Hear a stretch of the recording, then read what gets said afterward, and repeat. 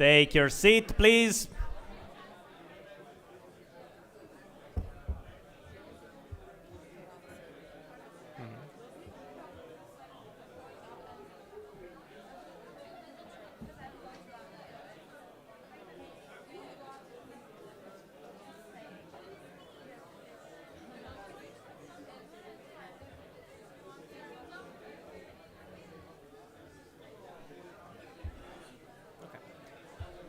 All right, ladies and gentlemen, we are starting. Please sit down. I would need silence from now onward.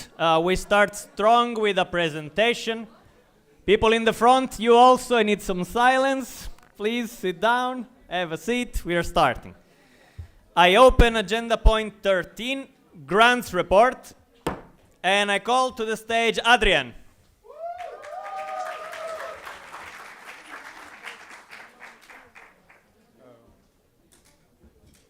If you want to stay on the front. Maybe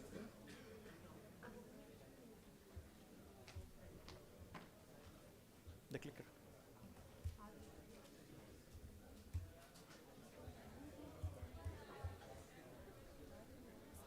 Please sit down in silence.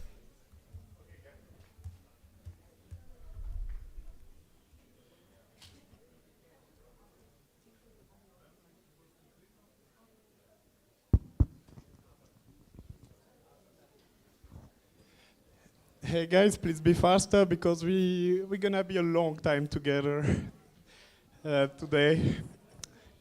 So let's start fast.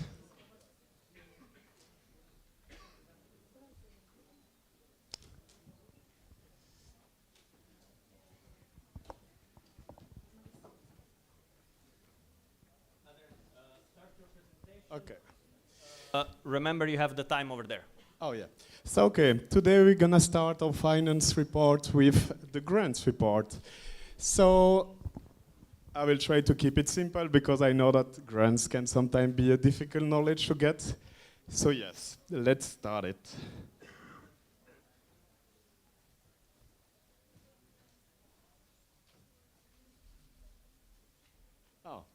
So first of all, what is the grants, like the grants committee mission? Why are they there? So as you can see, grants committee mission is support STEAM financially by finding and applying for funding opportunities of other organizations whose goals are connected to a STEAM value. So basically their work is to look for grants and find grants that we can apply for and then get fundings for. But no, as they've been quite productive and have been fulfilling their mission, I will ask you to make a bit of drum roll. Okay, good. So this year, we applied for the third time in a row to the Erasmus Plus grant, and we got it.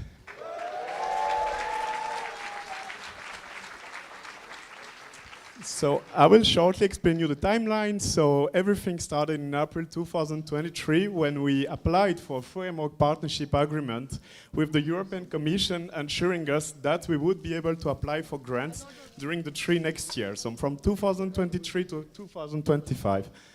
In 2024, we got the grant. We made a successful continuous reporting, meaning that we achieved all the tasks and deliverables that they were requiring us to do, which means that we got another final payment for achieving those tasks well. So yeah, that's another good news for us. And in total, it means that this year, thanks to the European Commission grant we got 75,000 euros.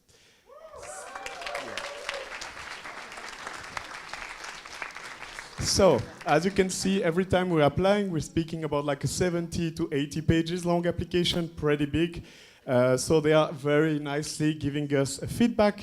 As you can see, some years it was not that good, but since we got the grant, our feedback was always successful. And this year we broke another record, which was 85 out of 100 on our feedback, which was, yeah, the best one we ever got. And also we improved in all the categories. So very nice.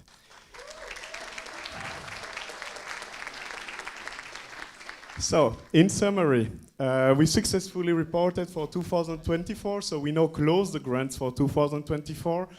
We got the final payment for 2024, which is 20% of 75K, 15K. We complete the overview of the reporting process successfully to the European Commission, and we renewed the fundings thanks to our application this year with the European Commission. So, what does this mean? Is that in 2025 we will have to fulfill 2 work packages. A work package is basically a set of tasks and deliverables that we have to achieve in order to justify the money we got. We will have to report to the EU still to get like the 15 remaining €1,000 for 2025, but also last but not least, very important, we will have to employ 1 full-time equivalent employee in STEAM. But we will have a more complete presentation about this later. So, but that's not it. Like looking at the successful state of the grants committee right now, we also decided to start applying for other grants. Currently, we applied for 1 European Youth Foundation International Activity Grant, which is a grant that would allow us to get a certain budget that we can directly spend on 1 project. Only on 1 project, but still. We also applied for a Council of Europe study session, which is basically a grant allowing us to get money to make people travel to a Council of Europe offices and get training session there on a specific topic. And we are also currently applying till the 15th of May to the Framework Partnership Agreement for 2026-2027, which will, if successful, allow us to apply for other grants from the European Commission, the one that I mentioned like a bit before, in 2026-2027. And that's it. Oh, perfect on time. Thank you very much, Adrian, for being perfectly in time. Now we have 5 minutes for questions on this topic. Any questions, please stand up. Yeah? Have a question here on the left?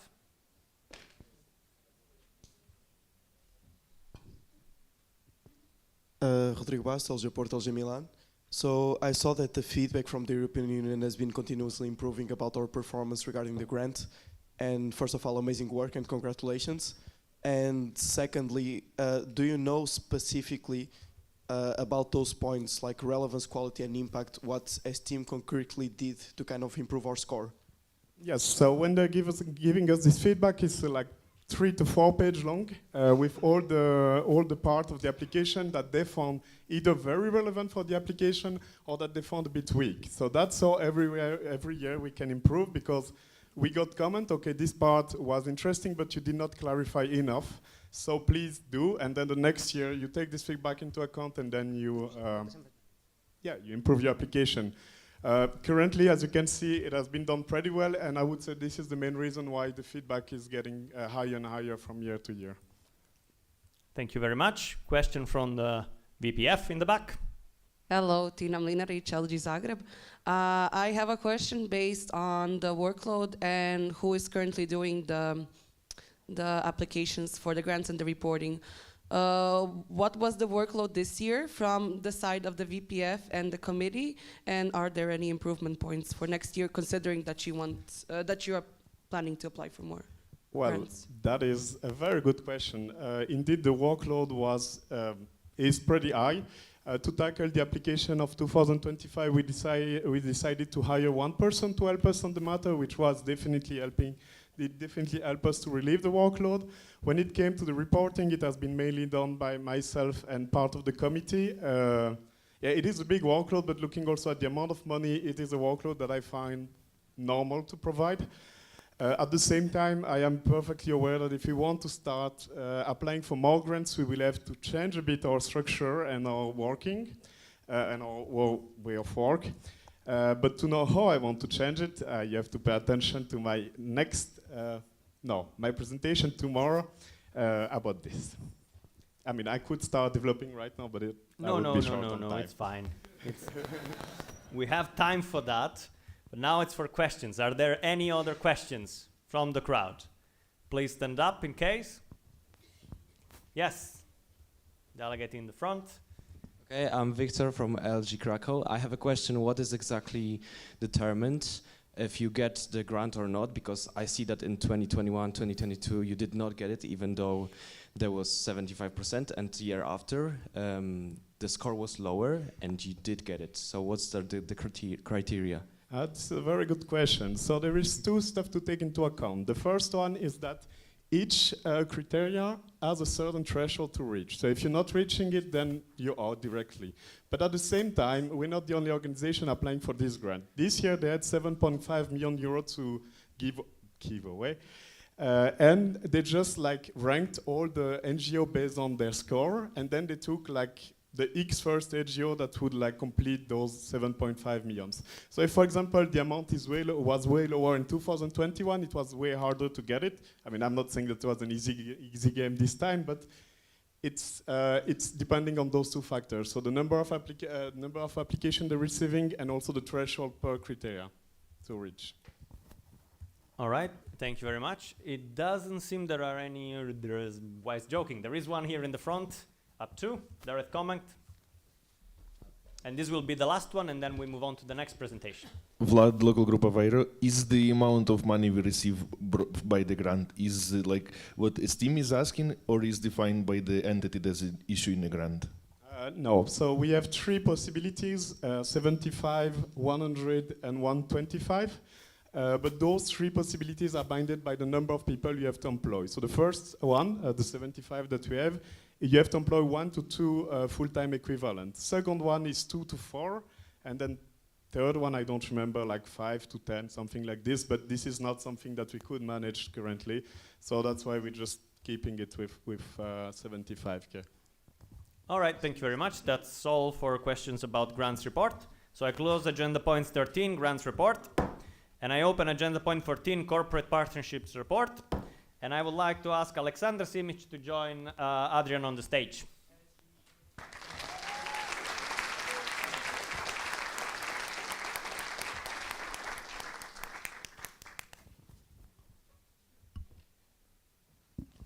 Hello, everybody. Can we switch the next slide? Yeah. Okay. So, hi, everybody. I first want to introduce myself. So, I'm Alexandra. I'm the current CRC leader, aka Corporate Relations Committee leader. And first, I want to introduce you into what we're actually doing and why we're presenting this. So, the point of this committee is basically to approach potential monetary partners for our organization, to maintain the past partners that we have, the current ones, adapting S-Team's offers in a way that they can suit the market, basically, and connect partners with our network by giving our students opportunities, and also helping out LGs with their CR if needed.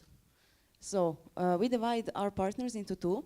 We have corporate and institutional. So you will see the difference in a second. You can go. So first we can introduce the institutional ones. We have University of La Peranta as one of our long-term partners. We get, we get 3.5K per year from there, and the contract was renewed in September. From them, we have offers like master's and bachelor's degrees. So if you ever want to join LUT for an exchange, you know, you can just go. Woo! How do you do this? Okay. Next up, we have FAVE. And yeah, they're also one of our long-term partners. We get 1.5K per year from them. And this contract is actually in charge of VP of PR. So, yeah. Okay. Okay. So, okay, now we can move on to the corporate partners. We have one, which is Geronimo Martins. And it's our newest contract. It was signed in September, and we got 1,000 euros for this contract. And they are the sponsors of one of our services, which is Lean Six Sigma. And yeah, they provide internships for our students. And then, yeah, corporate partner does not always mean that we're receiving money from them. We can also receive, like, you know, services and so on. So we have other partners Yeah, oh me, sorry, I forgot there was this slide. So we have other partners such as the European Commission, which is pretty generous, but I will not spend too much time on this one. We have service partners that are providing services, but not money. So we have Tableau, first of all, that is helping us to analyze data and so on and so on. And we have Helium, our dear Helium, which is our knowledge management platform, which is also one of our service partners. Then, CRC has been doing pretty well this year in terms of approaching, so we have a lot of potential partners. I will let Alexandra explain her favorite partner. So yeah, as you can see, the first one, Mercedes-Benz, that's probably one of the most proud we have one, because they're probably. Can you see for what they are? Yeah. Okay. So we're currently in contact with them for our Esteem Hunt. You heard about it a couple of presentations ago. So if you want to join, it's on the portal. I'll let Adrian say the next ones. So Estimand, we have been working also a lot for Estimand to provide companies and opportunities in this event. So apply, feel free to apply. We have Siemens that we're currently in contact with them for this event. We have T Connectivity, which is, we have been in contact with them. This is not for Estimand, more like general contract. We're still speaking to them. We have Dr. Utker, the famous frozen pizza. I think it's kind of funny that we can't say this in Italy. We also, I really wanted to sign them as a partner before Italy, but yeah, couldn't. So we also have Forvia, an automotive brand that is pretty present, that will be present at Estimand, but we're also targeting a more general contract with them. We also, as I told you, we're approaching EYF. We're applying grants for them. We still did not get the results, so that's why it's still potential partner. We also have been in contact with Universität Paderborn at some point. Yes, we will see. We will see. And then we also had an excellent job done by our VP of admin that managed to find contact at I Love PDF, which is for some reason my favorite company. I hope you know it. And we will have some meeting with them later on the year to see how we can cooperate together. And that's it.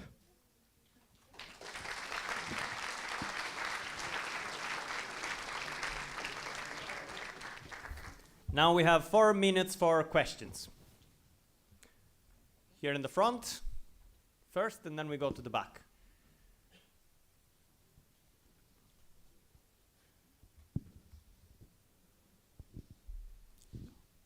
Jonathan Püttmann, LG Kaiserslautern. Yesterday we heard a lot about UEPs, and is there any cooperation on central level with that team? Now, the problem is that, as you have seen on the logo, they are confunded by the European Union, and as they are also getting those kind of grants, they are binded in the way of how they can partner up, and they cannot always partner up with the kind of organization that are also getting fundings from the European Commission, if it makes sense. So the way we would deal together would probably be too complicated to actually worth it. Okay, thank you. We'll take those 4 questions of people that are up right now. Is that another one? Okay, we take only the ones that are up just because we have 4 minutes. Indiera Basmans from LG Ankara. Thank you for your all work done. It's such a great effort to see how CRC has developed compared to last year.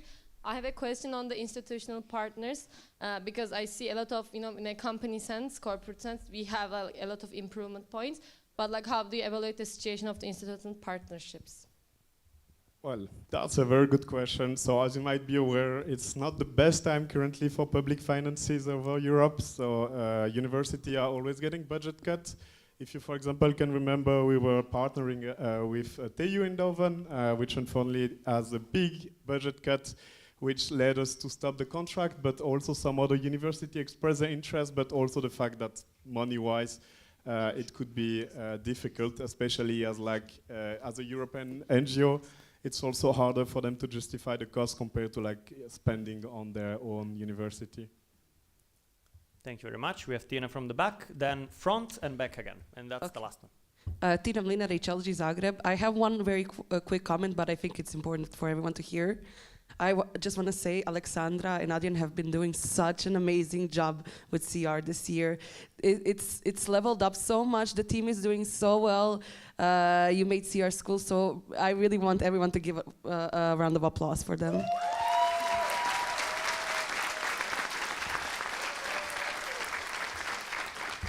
Thank you, Tina, for the uplift. And very quick question. You're cheating. Be very quick. Very quick. Very quick. So during college, you had a session on value propositions for companies and institutions. I wanted to ask you, what outcomes did you receive, and have you thought about how to implement them in the current state where in Europe it's harder and harder to actually get corporate partners? We also we did it in college, but as well as in Finance Summit. So currently we have all the input. We started working on them. The problem is that the input were good, but transforming them into proper deliverable and pricing them or like offering them was a bit harder. So we're still working on it. So yeah, stay tuned. Probably an Alien post will come about it, but yeah. Thank you very much. Now we take the last two questions, front first and then back. Please be very short, also with the answers. Mert Kara from LG Istanbul Boğaziçi. My question was on the CRC relations. So I was going to ask you, like FMCG companies are also a huge area for the recruitment of IEM students, and it's also a big part of our sponsorships of our MOs. So have you contacted any of the FMCG companies, and if you didn't, what was the reason? Which kind of companies? FMCG, so like Nestle and P&G, those big companies. Oh, the big four, you mean? Yeah, exactly. Not the big four, but... We contacted the four of them. Some of them are already partner in the past, but yeah, no real. No, yeah, we did not really get anything from it. Okay, like in total, for numbers, I think like we try to target as much as possible, or like approaching to very relevant company for IM student and so on. Like I think we approached like around 400 companies maybe. So yeah, they were part of it, but not successful, unfortunately. Very last question from the back. If I can ask please to be extremely short, we are out of time. Emir Mutelci, İstanbul Yıldız. I agree, Tina, with the appreciation part. So, but you know, STEAM doesn't really earn its money from the corporate partners still. It's coming from grants. So even though CRC has been developed this year, like, did you identify the problems why we still don't get monetary fund from corporate partner? Because when I was in CRC, I know that Sorry, let's not extend. Let's go with the questions, because otherwise we cannot do it with time. We approach hundreds. Are you done? Partners, yeah. Okay. No. I thought it was sorry. It was not meant like this. But no, I see your point. So as CRC, we say it's corporate relation. So it's not the sole purpose of CRC is not to bring money in. We also, for example, among some of the potential sponsors, we're negotiating non-monetary partnership in order to still get advantages from companies such as like internship, recruitment opportunities, and so on, to still provide this to students. But like there's a reality right now that in Europe, like the IM field, like when we're speaking about factory, automotive, and so on, is not doing great at all, at least among Germany, Northwest Europe, and so on and so on. So we have to, Adrian, we have to move on. So please just wrap up the last. Yeah, we have to fit in the situation. So, yeah. That was a great last sum up. All right, thank you very much, people. This was it for the Corporate Partnership Report. Thank you, Alexandra. So I close agenda point 14, Corporate Partnership Reports, and I open agenda point 15, Financial Report of the current year, and I ask Adrian to remain where it is. Yeah, we can clap, it's fine. Let's go.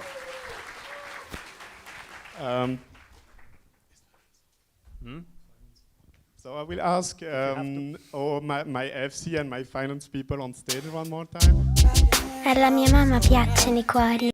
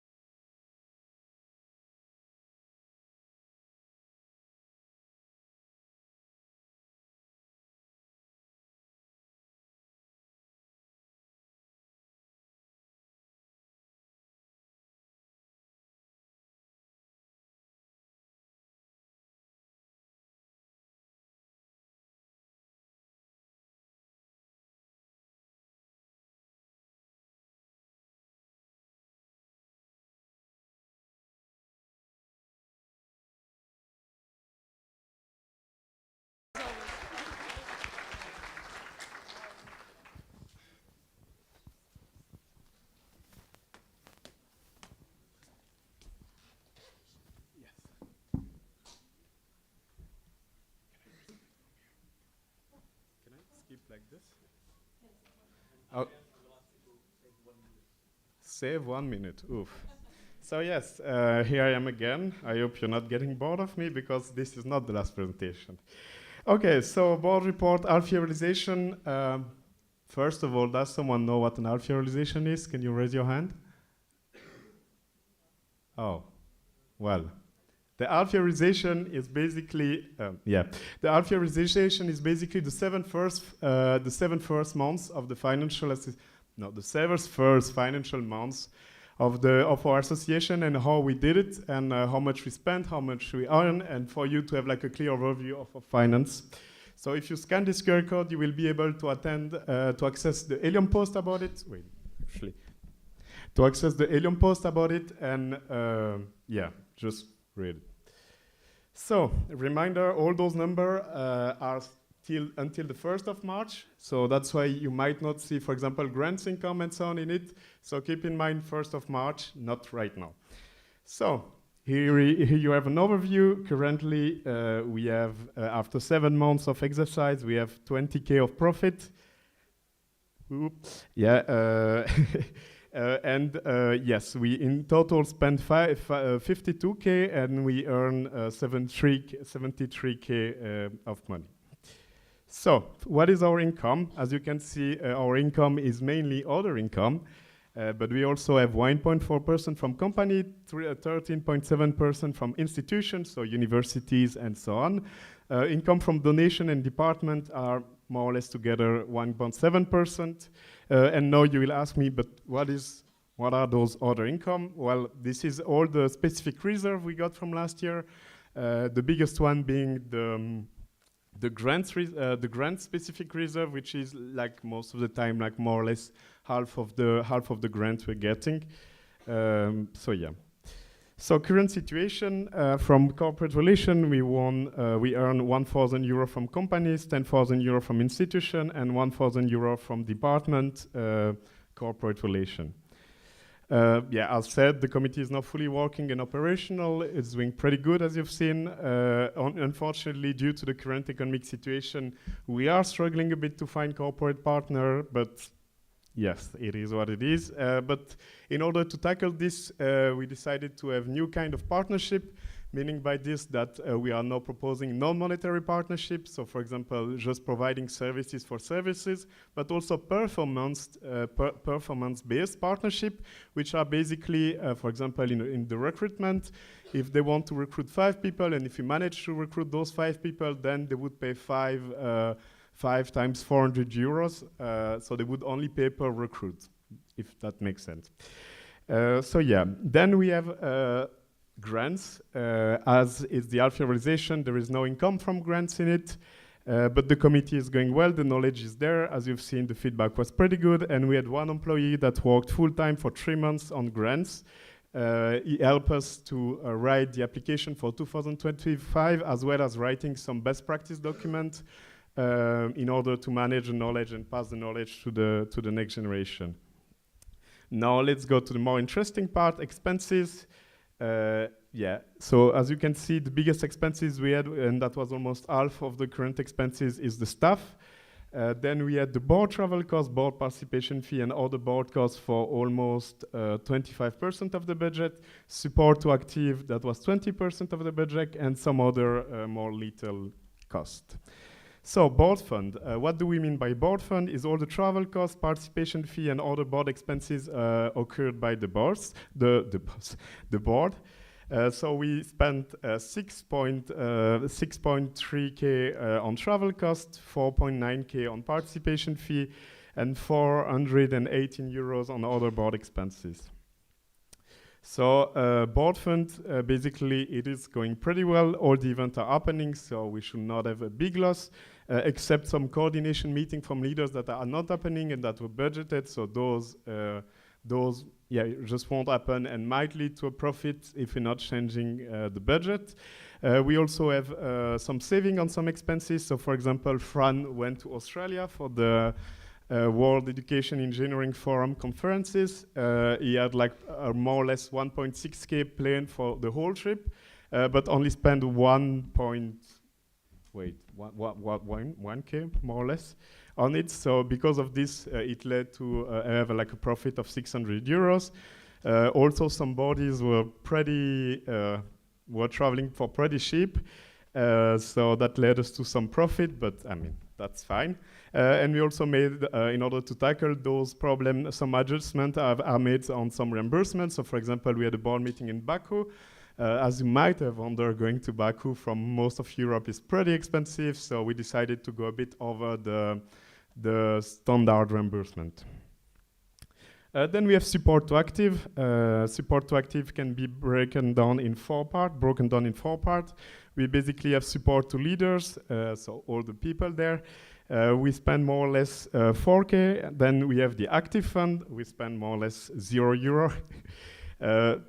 This is because all the expense occurred after the half-year realization. Then we have to support to other events, which is basically most of the time supporting the participation fee of strategic events such as college, local responsible forum, training new trainer, and so on. We spend more or less 4K on it. And then we have the trainers fund. We spend more or less 3K on it. And yeah. So why is it like this? So not enough trainings events are happening currently. And then it is right now leading us to a big profit. However, this profit will be tackled by just putting this money as a specific reserve or just lowering the money allocated to this. Not all the comms are happening. This is also true for leaders because they are the one organizing the comms. So this is also leading to some profit. And most of the expenses, but normally most of the expenses will happen in the second part of the year for most of the support to active fund. So then we have staff. 2024, we spent 25K. There was a bit more budgeted, however, one invoice was sent late, so I could not include it in this half-year realization, but all the money budgeted has been spent. And for 2025, we did not spend any money because those employments will be made after council meeting and also thanks to the upcoming 36 board. So yes, one invoice was too late to be included. Cost for 2025 will be used. And the employee are, by the way, paid at the minimum Dutch wage, which is around 14 euros right now per hours. So academic development department, we had 1.2K of incomes, and then we had almost 700 euros of expenditures. All the LSS expenses are not happening because either there's not enough LSS event or sometimes all the trainers does not need reimbursement. One circular economy course event has been supported. The data visualization event will also be supported. And training LSS instructor with one of the investment we made in this department will happen in the second part of the mandate. For CDD, it's 0-0. There's a simple reason for this, is that all the expenses are also planned to happen after the 1st of March. So yeah, so payables.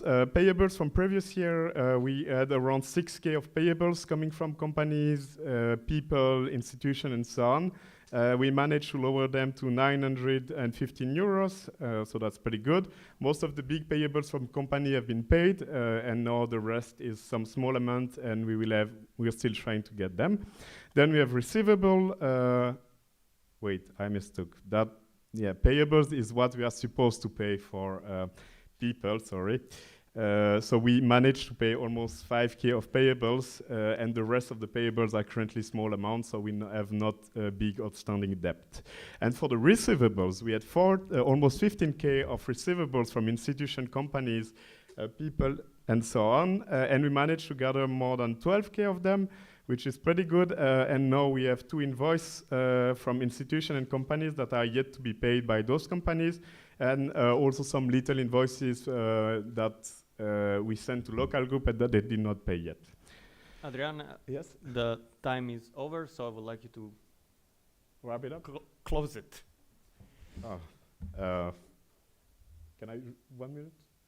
30 seconds, best I can. Okay. So payables for this year, we have almost 600 euros. Then receivable from this year, we have 3.5K. Then bank account and cash. On the 1st of March, remember, 1st of March, we had 27K on the bank account, 70K on the saving account, and we had 400 euros and 427 euros in cash. And yes, thank you and see you later. Thank you very much. We will soon have time to ask some questions about that, but for now I would like to ask Denise and NG on the stage for the audit report.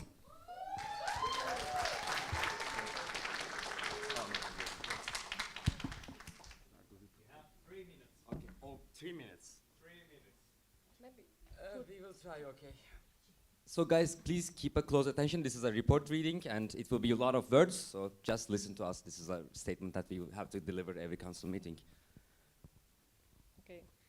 Dear Council, at each Council meeting, the financial controllers of STEAM present their findings regarding the network's bookkeeping in order to inform you, the Council, about the financial status of our organization.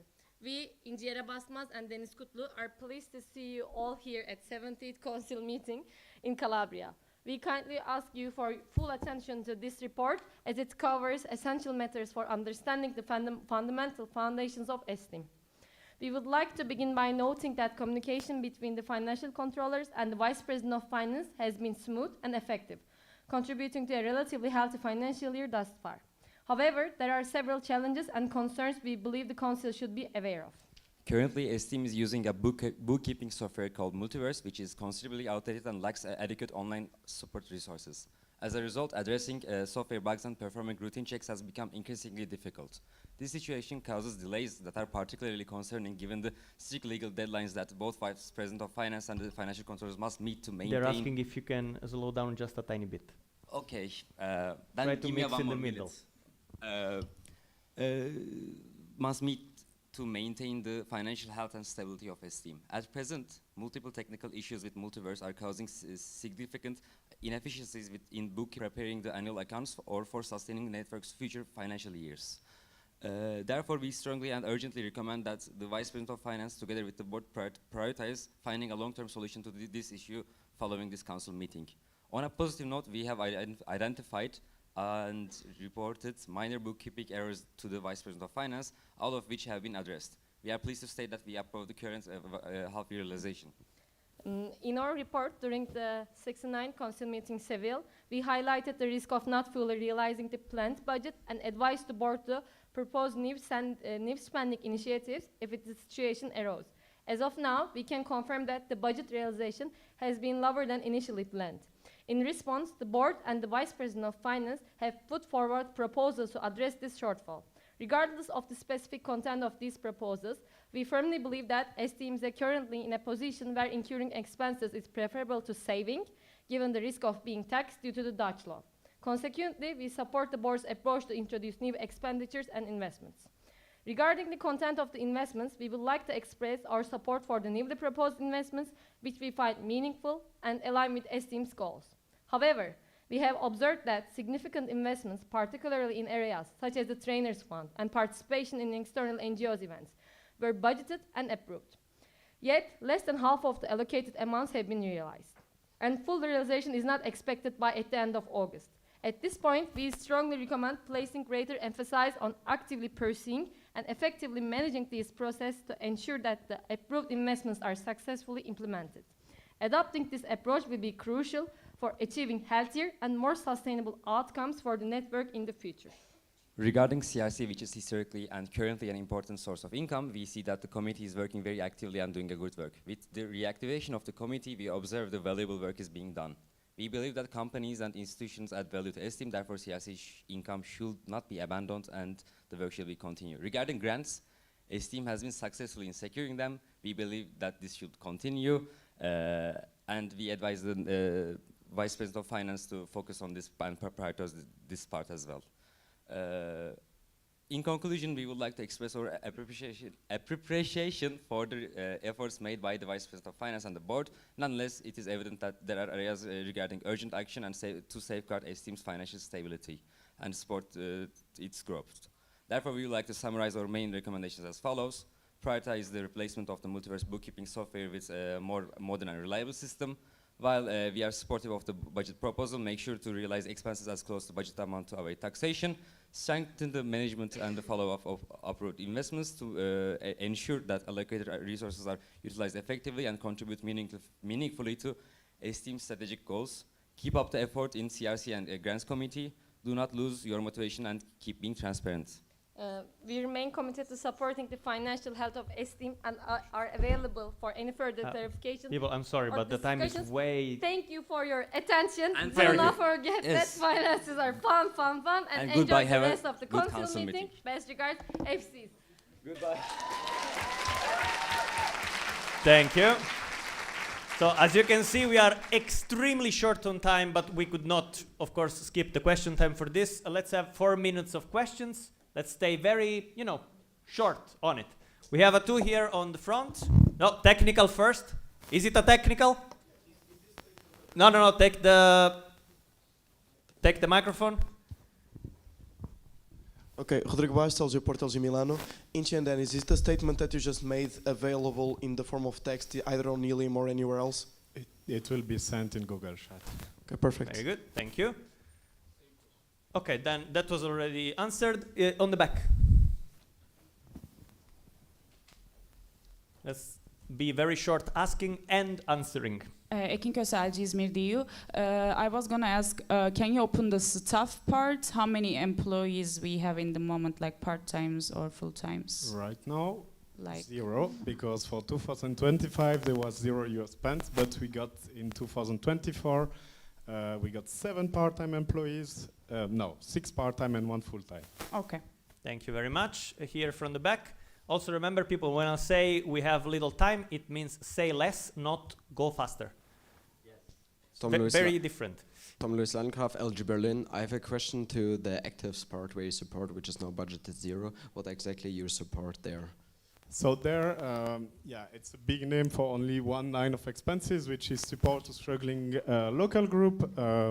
The RCs have the possibilities of mandating someone to go to a struggling local group and deliver a training session there, or going there by themselves. It happened once. However, for the moment, it happened after the 1st of March. I couldn't budget it, but this is the opportunities that we have in the active fund. All right, we have the last question in the back, former VPF. Hello, Tina Mlinaric, LG Zagreb. One question about the bookkeeping system. I know it's a pain in the and you know it as well. Are you planning to do any efforts on finding a new acceptable bookkeeping system in the timeline of your mandate, or are you just gonna now handle it by the end of the mandate, or create a new handover for the VPFs or FCs, or what is your plan regarding that topic?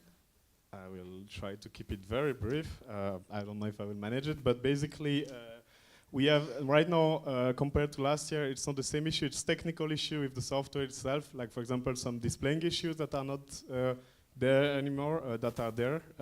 So yeah, we have to change it. There's no way we can keep on going like this. Now the question that remains is that am I going to change it in my year and finish in another bookkeeping software, which would induce quite a high workload, but I have to evaluate if this workload would be higher than just switching, than keep on going with the same software. But definitely for next year, the upcoming VPF will be endorsed with a new software. We already made some prospection, and I already found some interesting one. We have 1 minute left, and there is the last question here on the left. Let's be quick. Marta Correa, local group Minho. My question is regarding the half-year realization. What do the other board expenses refer to?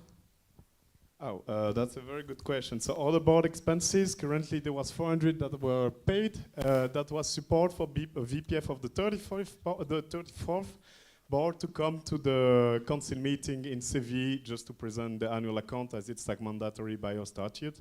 So yes, that was it. But it's also composed by support to the 36th board, like for the first board meeting and underwear board meeting, and also some other expenses such as alumni meeting and so on. Thank you very much. If there will be any other questions, please add them to the Google chat. I don't see anyone standing up, so that's great. So I would like to thank Adrian, Deniz, and Inci.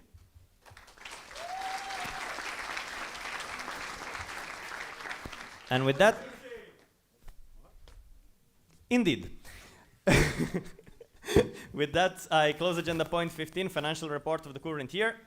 And I open agenda point 16, board proposal budget changes. And I call Adrian to the stage. Hey, it's me again. I hope you didn't miss me too much. Okay, so if you thought that half-year realization presentation was fast, well, listen to this one. Trigger warning, this will be very fast, but remember there is a finance proposal slot that you can attend and ask more questions, and there's also a very good Helium post that has been written that you can find here, and where everything is explained in details. I will leave you a bit of time to scan it. Is it okay to scan it? Good. So, budget change number 1, support to the European Youth event. So basically this is an event organized by the European Union. STEAM is sending a delegation of 21 persons that are representing STEAM, as this is an event that has no, like where it's not like a proper event, but the people still need accommodation and travel cost. And as they're representing STEAM, we want to provide them with a 120 euro support to each of them. So that would be it. So if accepted, the cost will be added to the central budget. If not accepted, the cost will not be added to the central budget. So I will not say this every time, but each slide is one proposal. So keep this in mind. Each slide will be voted on separately. So budget change number 2, financial control participation for council meeting Calabria and Niche. So as you might know, they are required to be in the council meeting to present the audit report that you just listened to. So we want to reimburse them a full participation fee, so here you are. So yes. Then we have budget change number 3, support to the 36th board for the 35th birthday. So basically the 36th board will already be elected. We are expecting them kinda to come to the board to the birthday, to the 35th birthday. So we will be reimbursing the participation fee. As you can see, it's only 4 times 120 euro and not 6 times. It's because we are not expecting all of them to come. They could all come, but it would not be like really, it would not be like, in order to not go too much with a profit, if they're not all coming, we are just decided to like plan 4, and 6 of them will come, we will slightly go over budget. So then we have the ICATCOM, the Intercultural Awareness Training. So this is a project that has been happening in IDD in order to concretize the project a bit more and to create a proper structure for the ICAT session and to apply it to every IDD event. They requested to have offline com where like the main responsible and people involved in the project would be. So we decided to propose this as a budget change. We would basically have 1 PF reimbursed for the board responsible, 1 PF reimbursed for the department coordinator that is leading the project, and travel costs reimbursed for the board responsible. Then we have, Then we have ambassador offline handover. So we have, we would like create an offline handover event with all the partner of STEAM where all the ambassador could gather all together, previous and the next one. So in order to do so, we decided to support them, and we will allocate them a certain amount of money that you can see here.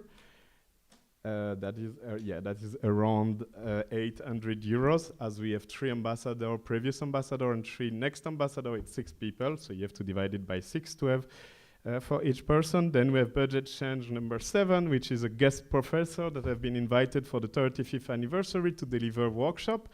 As we invited him, we kind of need to pay his participation fee, so this is a budget change there of 120 euros. Then we have the IFES membership fee, which is an educational partner that our dear VP of Education want to work with. And to join them, there is an annual membership fee of 250 euros. So this is another budget change.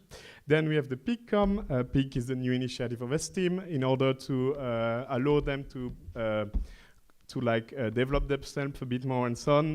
They asked to have like a proper coordination meeting only with their team and leaders. So we decided to propose this. It will be 1 participation fee for the vice president of activities, 1 participation fee for the peak leader, and then the travel cost for the board responsible. Then support for service event in order to help a local group in a financial way. We want to be able to support like esteemed trainers or instructors when they're going to service events, such as, I don't know, circular economy course, data visualization course, by reimbursing the participation fee of these people. Also to lower the financial burden of local group. They would not have to pay for them anymore. And this would be available for any kind of trainers, so from academic leader, trainers, instructor, and so on. The local group would have to request it with the service leader, and yeah. So we are planning 500 euros for this, which is an estimation of what we could spend this year. Then we have budget change number 11, individual handover meeting, in order to tackle some problem that we have seen in some handover period between the board, between like the incoming board and the previous board.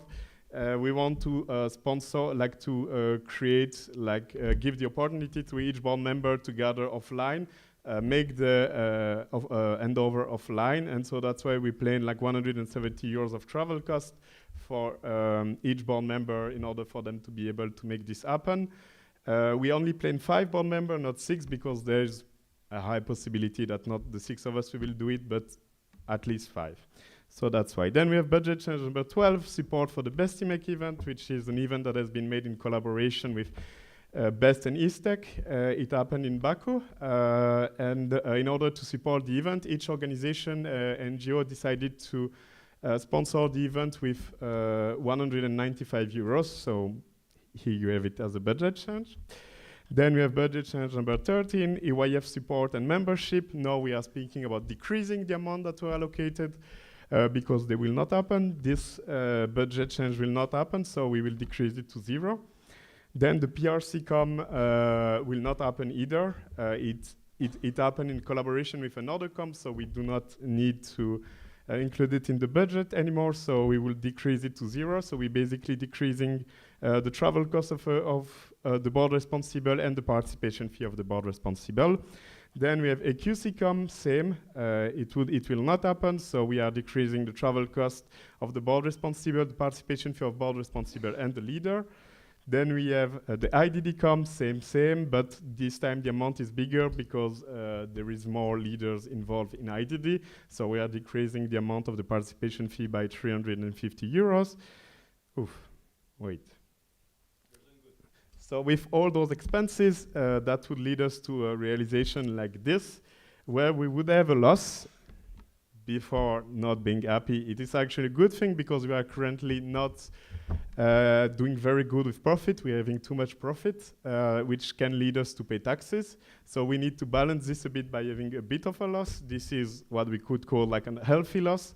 We would maximum lose 3K this financial year, but knowing that most of the expense planned and so on are not always fully happening, meaning by this that sometimes you're only being reimbursed 150 euros instead of 170, it might not be 3K, but it actually more be like, it will likely be something like around €0 or minus 1K maximum.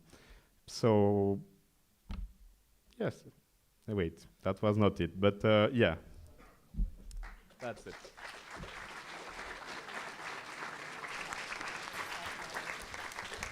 Thank you very much. There will be no question regarding that right now because there is an allocated space for that tomorrow. It's 1 hour if I'm not mistaken? Yes, 1 hour just for this one. So this will be the time. All finance. All right. So thank you, Adrian. And I close agenda point 16, board proposal budget changes. And I open agenda point 17, member local groups. And I would like to have on the stage Alexandru Tanco for LG requirement and warnings.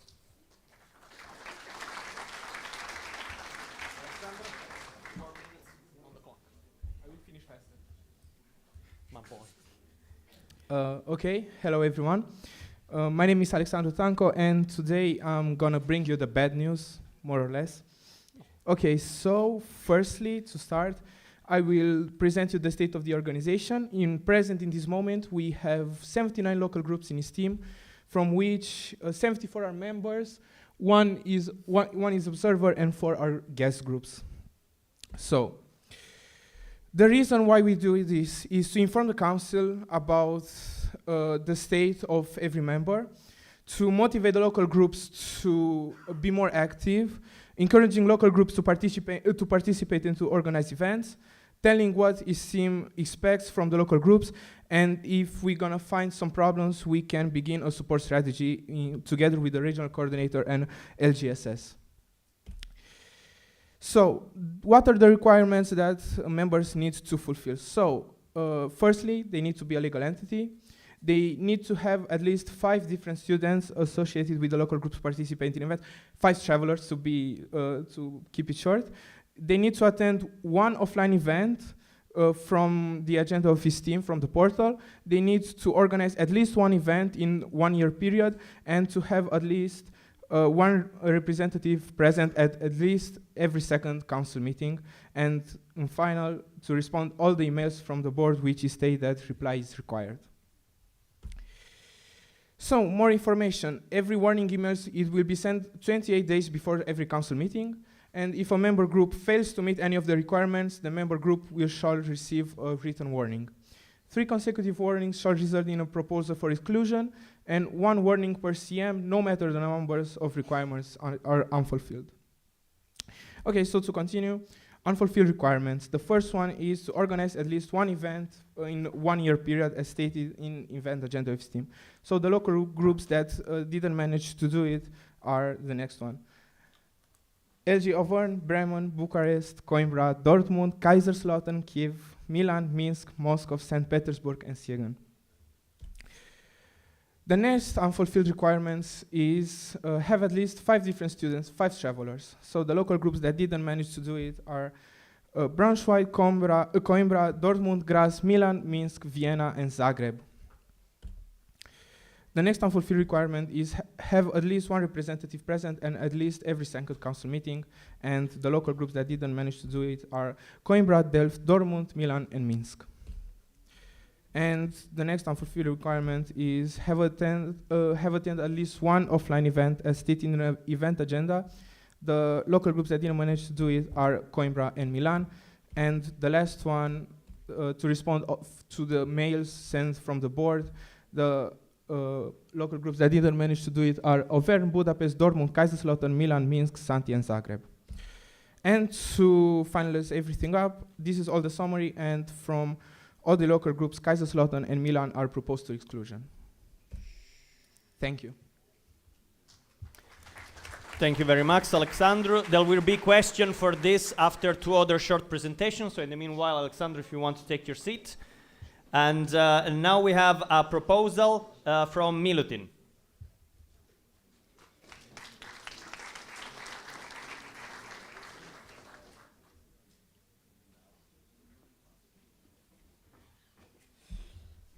Okay, that works. Hello, me again. Here we come to the next board proposal, and that is about overruling the membership regulations, Article 4.2. As you've heard from Tanko's presentation, these are the local group requirements that are listed in our membership regulations.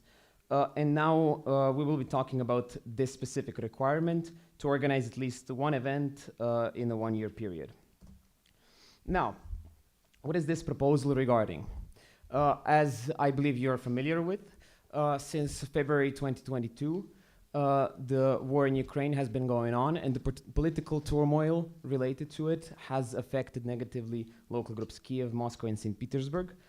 And since then, they are unable to organize offline events. Since the council meeting in Istanbul Yildiz 2.5 years ago, the board has been proposing to overrule the membership requirements regarding organizing events since they are unable to organize. And we so do the same at this council meeting. So the current situation, what do we propose? Unlike in some situations, now all of these local groups that I've mentioned are in a quite stable situation, and they are fulfilling all of the membership requirements except for organizing the event. So those are the good news. So we are proposing to overrule the membership requirements Article 4.2.2 to organize at least one event in a 1-year period as stated in the event agenda of STEAM. Formally speaking, if the proposal gets accepted, the membership regulations will be overruled for local groups Kiev, Moscow, and St. Petersburg. And we will get to this. Based on what Tanko presented, they will have all of the requirements fulfilled and no warnings. And if the proposal does not get accepted, the membership regulations will not be overruled for Kiev, Moscow, and St. Petersburg, and we will stay in this situation. Local groups will receive their first consecutive warning. That's it. Thank you. Thank you very much, Milutin. This will go with the questions at the end. And now instead we have a motion, and I would like Duru to join us on stage.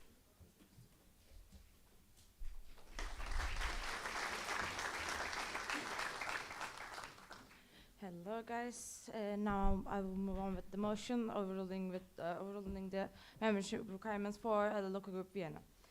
So we talked about the membership requirements, and the situation was with local group Vienna.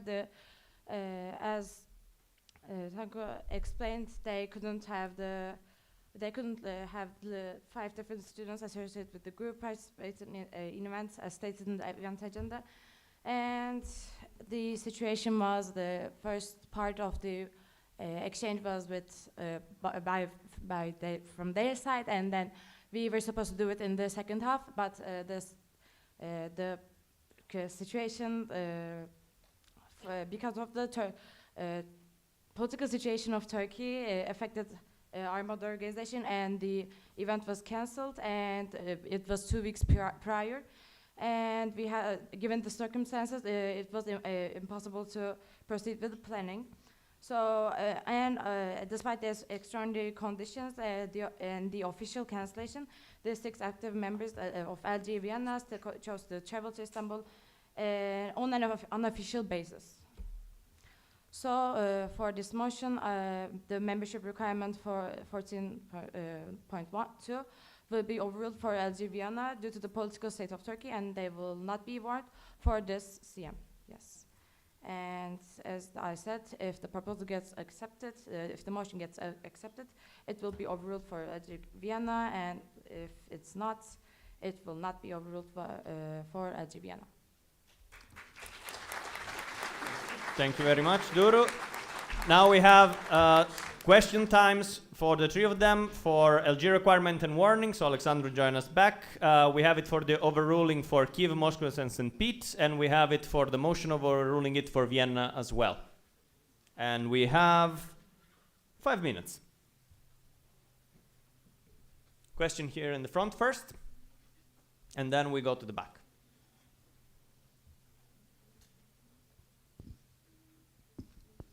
Hello, my name is Ilgaz from Istanbul, LG Istanbul Yıldız. My question is for the overrule of Kiev, Moscow, and St. Petersburg. When is that gonna be valid until? Like how long is that overrule going to be valid for? Thank you for the question. The overruling is only for this council meeting. So we continue normally counting from next week. Thank you. Thank you very much. Here in the back.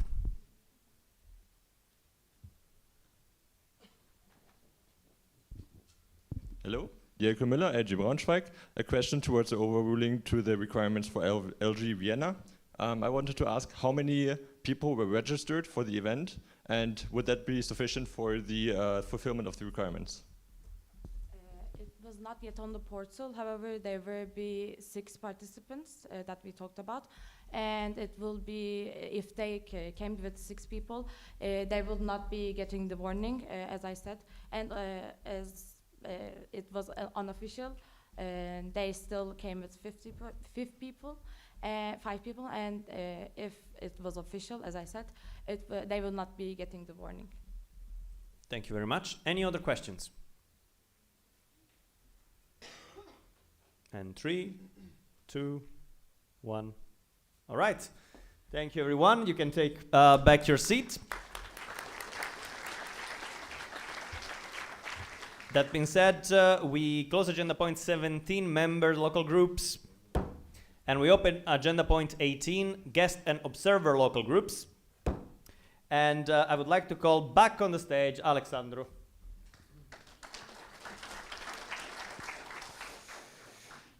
Hello again.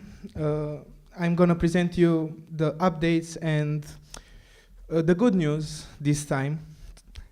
So, the member process is in 3 steps. Firstly, when you're applying for to be a local group in Esteem, firstly you're going to be a guest group. Then after that you're going to evolve to observer, and in the final stage you're going to be a member, to keep it short.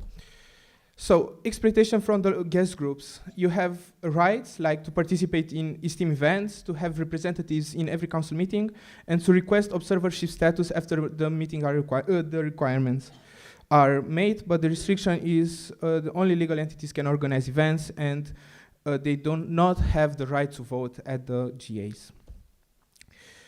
And the requirements for observerships, if they want to apply for observership, is to become a legal entity, to have at least 3 different students associated with the group participating in events, to have attended at least 5 events, to have 1 student associated with a group participating in at least 1 event, included council meeting, and to have 1 representative at least every second council meeting in the period of their guest status. That is going to be 2 years. So, to present our guest groups, the first one is LG Baku. A round of applause for LG Baku.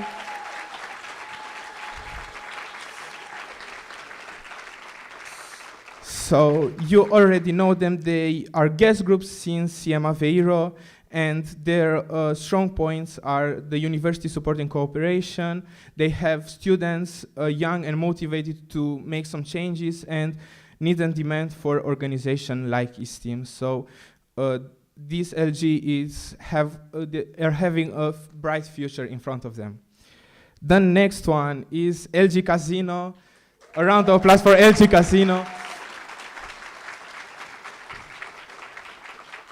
They are the new local group, and I'm not gonna tell much about them. I'm gonna let them to present themselves more formally, but I can say that they have a promising path forward.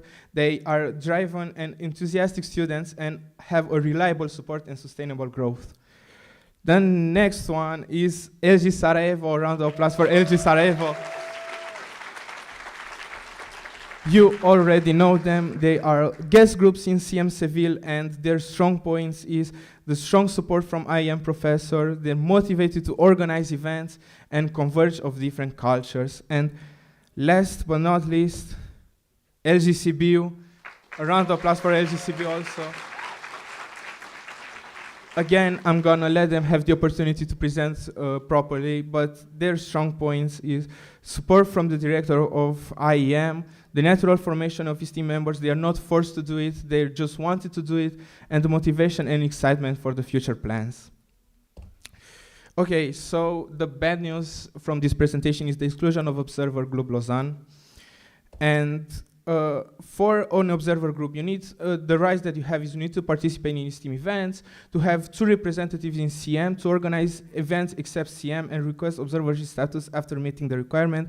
And the restriction is to project established with ERs, and they do not have the right to vote. I'm gonna fast it up a little bit. And the exclusion for Observer Group Lausanne. They were demoted to observer status in the 66 CM at Porto, and their situation is not very good. They have 2 travelers in the past 2 years. They have 0 events in the past 2 years and 0 delegates at the CM. If you want more details about this situation, we can talk after that. But the membership regulation in Article 5 application, a group holds observer status in application for membership, the maximum period of being in 4 council meetings. They didn't want it to apply to become a member, and their period expired. Thank you. Thank you very much, Alexander. You can take your seats.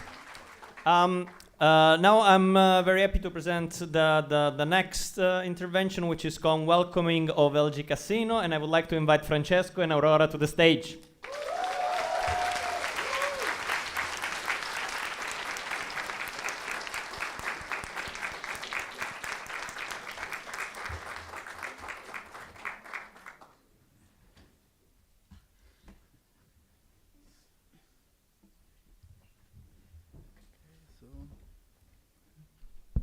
Does it work? Yeah. Hello, beautiful people. How you doing? Yeah, you're doing good, right? This is just the introduction, a little picture of our university, and I think it's a good picture. But let's go to something straight. This is what we're gonna do with this little introduction about ourselves. Introduce a little bit about our local group, and then what we wanna do for the future. This is me, and this is Aurora. Hi. We are those people. And yeah, if you were wondering, I am wearing the Napoleone hat. Yeah. This is me. I am 23 years old. I am an environmental engineering student, try to get my bachelor degree, unfortunately not yet. And what I would like to do with STMs is something really, really big, but I do fancy something that could change continuously, especially for us that we are people from a little university, not like this, absolutely at all. And then I let the word to my colleagues. Hi, I am Aurora. Nice to meet you all. I am 22 years old and I study industrial engineering in Cassino. I also work as a certification engineer part-time, if you, I don't know. And what I would like to bring to the table is a cross-team connection, an organized action, and a long-term mindset. And yeah.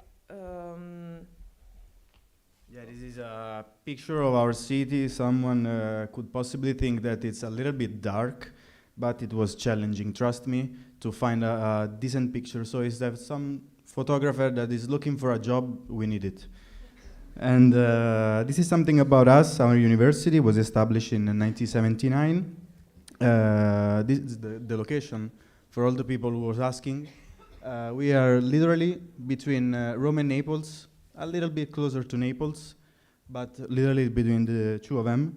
And we have a fun fact about the STM mascot, who is the bear. Then in the Second World War, there was this brown bear who was enlisted by the Polish Second Corps because, yeah, because it was all alone, and it was really fun because he helped them with the motivational things and all the bad things about war, you know. I'm not going to say anything. Bye. Okay, so I would like to tell you more about our university. Our university motto is Sol per Noctem, which symbolizes that even in the darkest of times, you can always, with knowledge, you can always find your way back to light. And also, Unigas, as always, pointed out, like, as a strong international focus. So, in fact, we have several degree programs in just English, and our students come from 58 countries. This is our logo, and as you can see, we try to represent the Monte Cassino Abbey. And if you look closely, there's like a flag with an eye, and like the eye represents our home, which is Guardiani University, and we wouldn't be here without them because it's our student association, and thanks to them and IOC Plus, we are here today, and we want to share our core values with you, which are environment, solidarity, inclusion, innovation, and mutual help. This is the board of LG Cassino. As you can see, there's Francesco and me. And then there's Gianvito Carlo Musso, which is our local representative. And then other two members of the board are Luca Carlino and Luigi Lomastro. And you go. I will go very fast because as I can see. Actually, with this part, it was very difficult because as new members, I'm going to be honest, we don't know nothing. Okay, I'm going to really be honest. So we want to learn everything we can learn by listening to you. So we are new board members. as you can read, not ready to set a goal. We are born to be a dreamer, so we want to do everything we can do, and we want to listen, and we want to cooperate, because this is our team, and this is us from the Department of Engineering, and we are a team. As a team, we does think that together everyone achieves more. Thank you.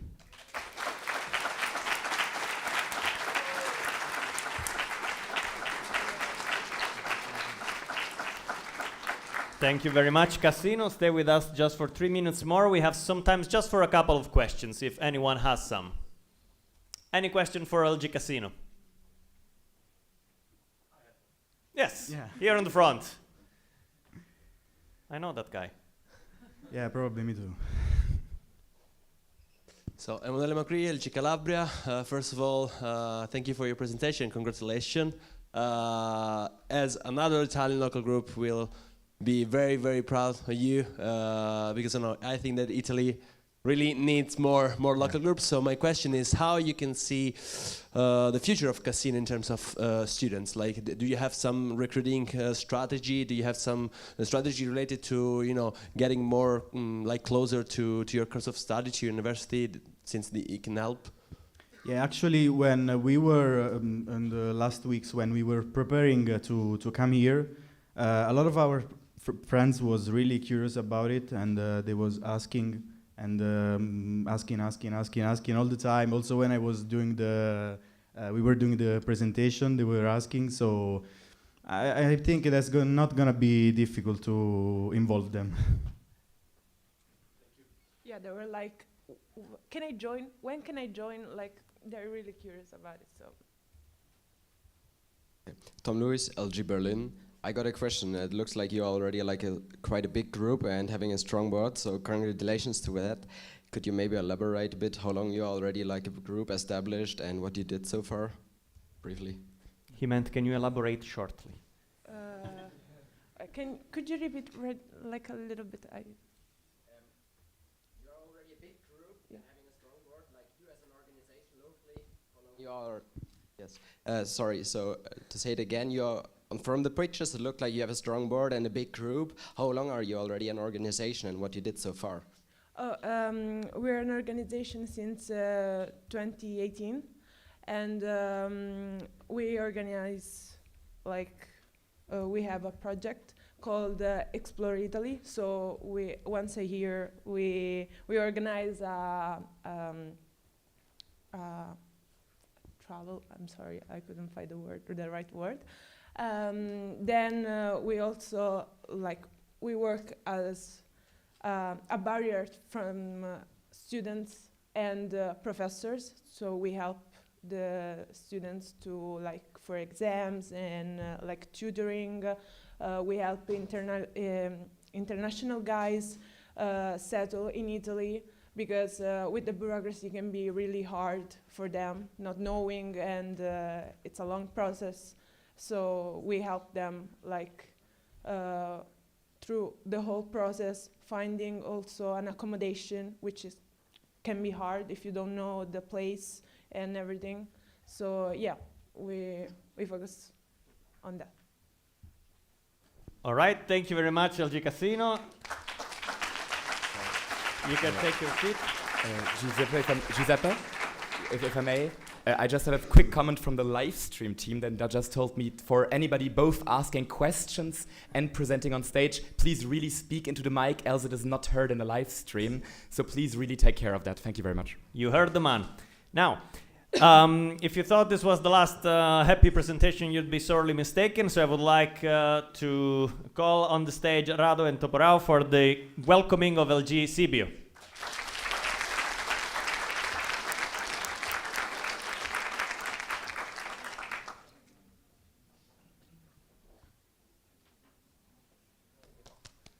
Come on, Sibiu, energy. Come. Nice, yes. Way better.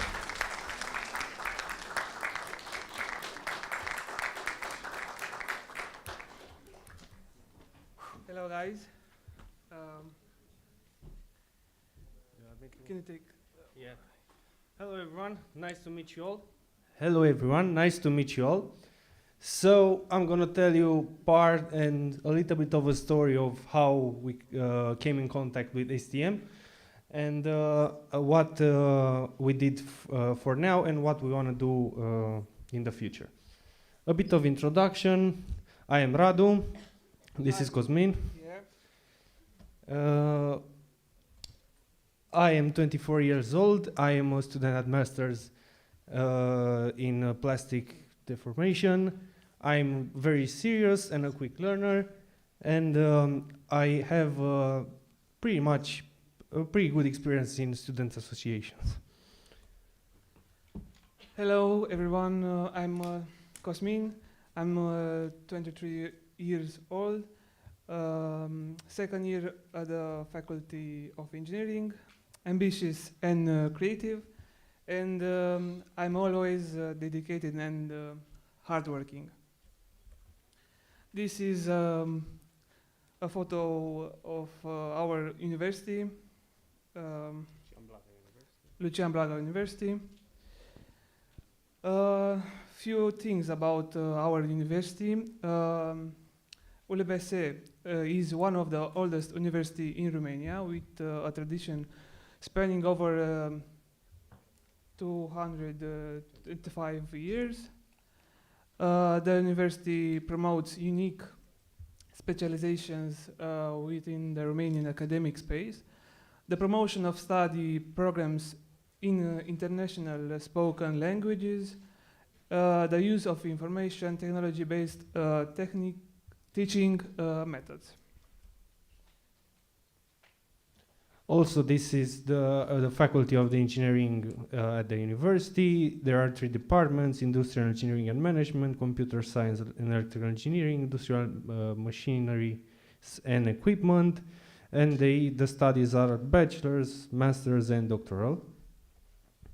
This is our city and our icon, our badge.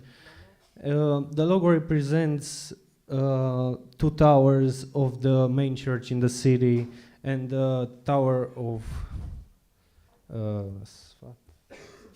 where people and the mountains and the little eyes like windows at the top of the houses. History of a local group. I first heard of STEAM when in 2023 when the former director of Industrial Engineering and Management Department contacted me and a few colleagues and said, I got this email, would you like to check it out because it's got to be made for by students for students, something like that, he said. And 1 year later, we formed a small student group, and with the help of Târgu Mureș, I'd like to thank here Tanko and Andrea for the support, and at some point, and Milutin also, because he met us in a meeting, he was in a cafe. I appreciate that a lot. And this year, since we got our guest group status, we had an online meeting. 2 of our members went to the external event to Balkan Recom, and this is our first face-to-face and hangout, like a meeting talking about what we want to do. This is kind of the board and the future board. We are the founding members on this is left, and our president and VP of PR, president and local responsible. Plans for the future: we want to organize an internal PR and HR workshop, having elections to have a full board, finishing our legal status, we're working on that, preparing the recruitment for the next year, starting Facebook and LinkedIn accounts, we only have Instagram now, and organizing our first event, hopefully by the end of 2025. What motivates us? We have the support of the director of the Industrial Engineering and Management Department. Our current members came to us when we talked to them, and we said we want to join that because it sounds interesting. We didn't do recruitments, we just spread the word around, people came, and our group is formed by older students who already have experience in students associations and new students who are excited to learn and to do things, to do new things. Thank you a lot, and I hope we'll have fun. Thank you very much, LG Sibiu. Now we have 3 minutes for questions and compliments on finishing on the last second. Well done. Thank you very much. 3 minutes for questions. Anyone? Any questions? It seems you have been extremely clear. Thank you very much. Thank you, LG Sibiu. You can take your seat. That being said, I close agenda point 18, guest and observer local groups, and I open agenda point 19, proposals for exclusions. And I'd like to ask Esther to come on the stage.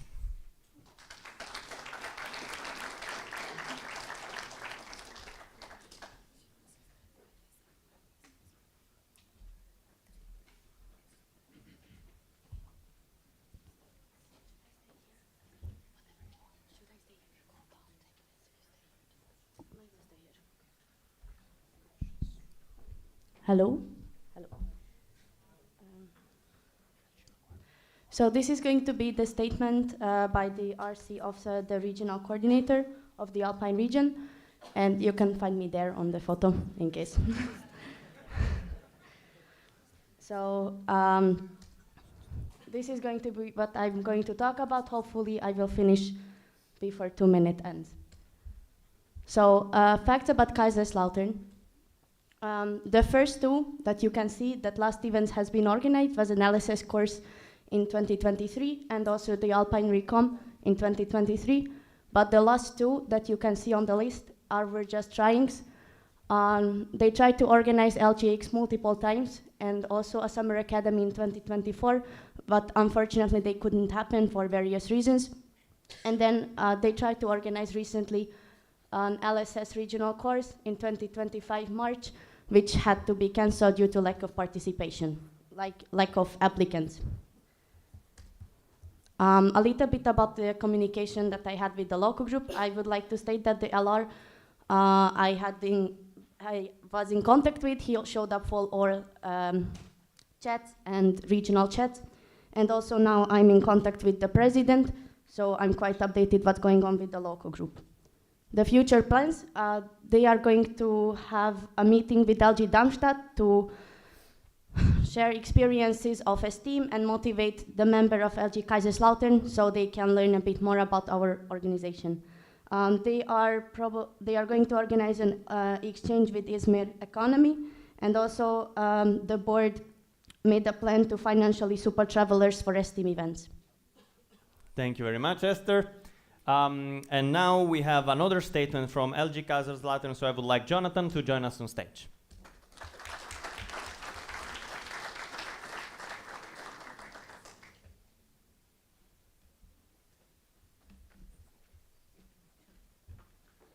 Hello, everybody.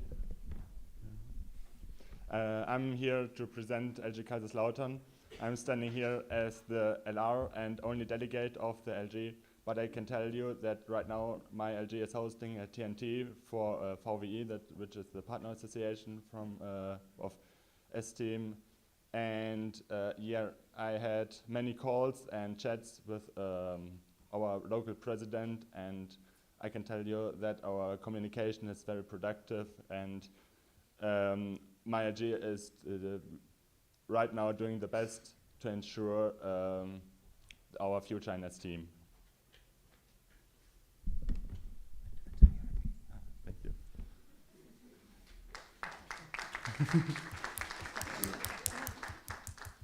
So that's me. I have joined the LG already in 2019.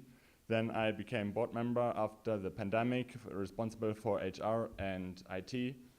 I was the first traveler after the pandemic, and yeah, but since 2024, I'm not that active on local level anymore, so I can't talk about what really went wrong in the past 2 years, but I can tell you my own perspective, and I think I pretty well know the root causes of all our problems. And I have become LR like 4 weeks ago to represent the LG here. This is this is LG Kaiserslautern. We are a member in as team since 1990 already. We have 20 active members, 5 travelers, 3 to 5 active LSS instructors. We are doing like 20 local events per year, and we have a very good CR, like a company fair with around 50 companies each year. And our own alumni association is already also doing pretty well. Here you can see some pictures. On the top left, it's our local LSS course last year. On the top right, a workshop we did with PNG. And on the bottom, a traditional cooking event with a professor. So what are our problems right now? Because we are both VWE, which is the German Association for IEM students, and we are also in a team, but mainly active in VW. There's low knowledge about esteem in our LG, so people don't know really the opportunities esteem gives, and there's no really esteem spirit in our LG. The LR position has a very low importance because it's not a board position, it's just an additional responsibility one board member has. And the accommodations are very expensive. We don't have any hostels in Kaiserslautern, so we only have one achievable hotel and very, very few Airbnbs. We tried to organize several events in the past years in LG Exchange 2023, but we didn't find a partner for the exchange. Then we tried to organize a summer academy, but we had to cancel because the accommodation was too expensive. And now the LSS course got cancelled because we had some communication issues, and because of that there were no applicants. So what are our solutions? We are increasing our travel reimbursements for STEAM events, which are not for VWE, only for STEAM, from one time 80 euro to 200 euro per year.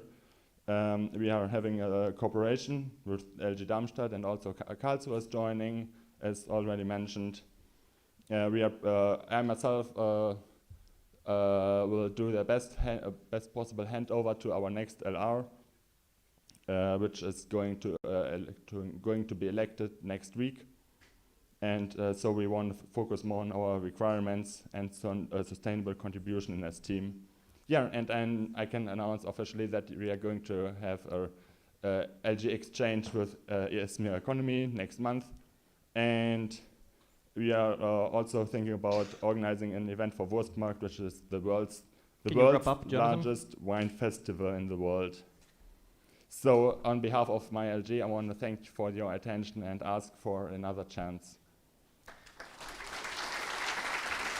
Thank you very much. Now we have 4 minutes for questions. Any questions? Yep, we start here on the left. Front. Yes, Rodrigo Bastos, Porto LG Milano. Hey Jonathan, I wanted to ask you about the recruitment. So how has the recruitment of new members been going over the past few years, and what are your plans to make the recruitment work over the next few years? Thank you very much for your question. Our recruitment is doing fine at the moment, so it could be better, of course. But our student numbers at all are decreasing at our university, so it's a little bit hard, to be honest.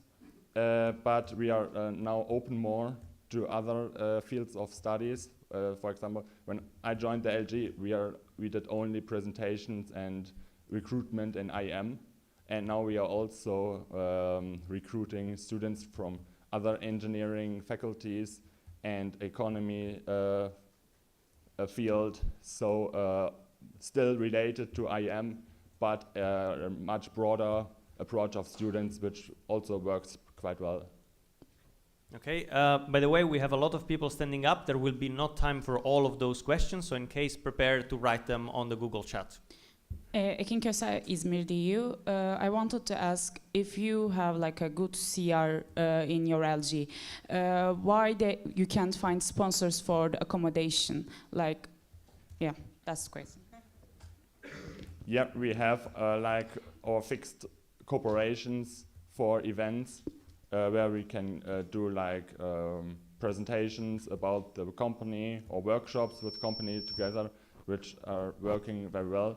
But the companies already know us, we are working with. So they know what they can get from us, and if we are asking for international events, they are not interested. Because national events are much more, as you know, attractive for companies. Thank you. Let's be shorter with both questions and answers, please. Let's take question, comments, and then we end with Tina. Sorry, we don't have time for the next one. Thank you very much. Bartu Karadeniz, Ankara Bilkent. Thank you for your presentation. I was going to ask, so in the presentation you mentioned your LR is in the board, but it is not a separate position, it's just something that someone in the board does. Do you think this is something efficient for your LG, and can you solve the problems of your LG while having this kind of structure? First of all, yes, I can. I think we can solve this problem because LG Kaiserslautern has done pretty well so far, in the, especially before Corona, the pandemic. And which was the second part?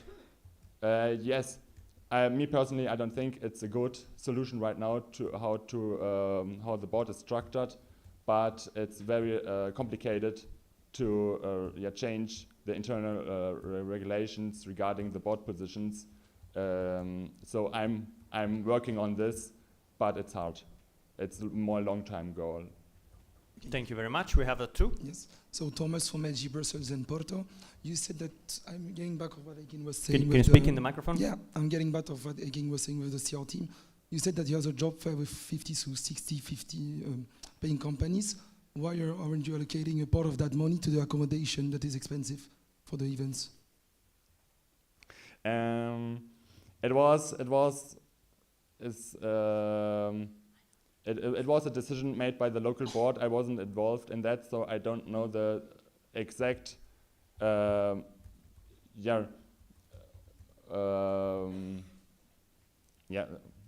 don't know why exactly they did this, but we would have done a big loss, and they thought it would be better to organize another event instead of this. And at this point, we wasn't proposed for exclusion, so the situation was a little bit different.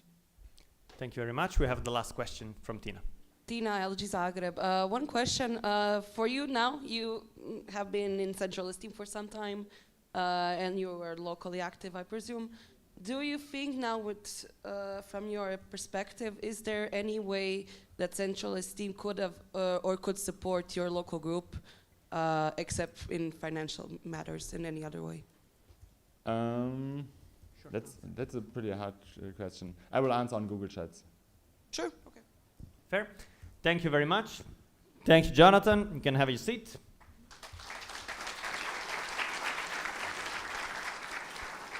And now we have a statement from the RC of the Southwest region. So, Alejandro, if you can join us on stage.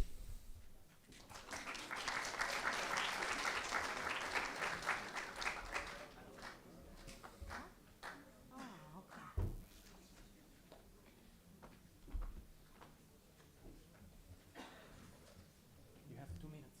Yes. I'm gonna be brief. Not worry about it. First of all, sorry for not having a presentation. I don't think it was necessary at this point. I'm gonna be speaking about the LG Milan problem, as Stanko has mentioned before with the staff. They haven't been able to achieve this year. This is not a current problem that we have been having with LG Milan. It's a problem that we have been having the last probably 2 years, and it's something that has been faced for others RC, and without finding a solution. They have several problems where we can see in the price of the city, it's quite expensive. They don't have any support from the university, and the most important aspect, they lack of members. Right now, there is currently probably no one there, so it's kind of complicated, the situation with them. I've been having conversation the whole year with the last LR from Milan, Alessio, and I've been also been trying to speak with the one before him, Andrea, but they have been ghosting me the whole year. Alessio is still in the LR chat groups, as Marta can say that, and he has been reading the messages and everything, the Google Chats post on every meeting that we have had, and no replies. So it's like I'm talking with a ghost city. So I don't know. I think it has been a problem that the Southwest RCs cannot solve, and I haven't found a solution with it. Thank you. Thank you very much, Alejandro. If you can stay with us for 3 minutes of questions. Also regarding that, you will see me prioritize differently how questions are taken. If I've given you word a lot of times, I may prioritize someone else, so don't take it badly. All right? And those that didn't have time, I will try to give it to them in another questions. Any questions to Alejandro? Yes.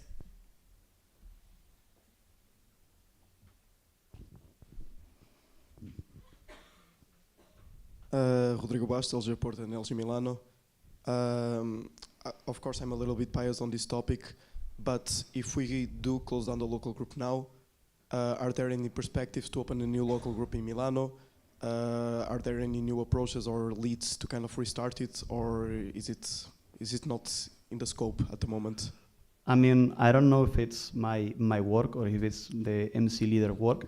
I don't think so, but to be honest, we are opening a fantastic LG in Casino. I've been speaking with them during these last 6 months, so I'm happy about it. It's a shame it can be closed in LG Milan, and we don't have any perspective of right now the list, but I'm happy on the other hand. Thank you very much. Any other questions? Yeah, here, Vlad in the front. And with that one, we will conclude question time for this issue. Vlad, the local group Aveiro, have you been in touch with the alumni of local group Milano, and what is their opinion about the current situation? No, I've been speaking with last 2 LRs. I didn't contact any alumni. From what I get from all people, alumni, is that there are no one currently there involved in STEAM, and that's all. But I haven't spoke with any alumni from there at least. Just past people, not alumni from there. Thank you very much, Alejandro. That is all for this one. Oh, technical. Yes, can she have the microphone?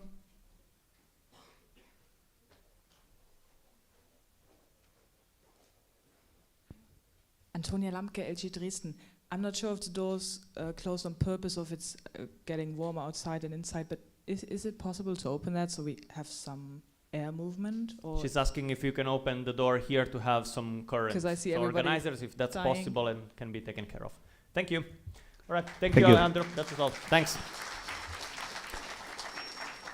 Now we have a proposal, and I would like to ask Milutin to join us on stage for 3 minutes.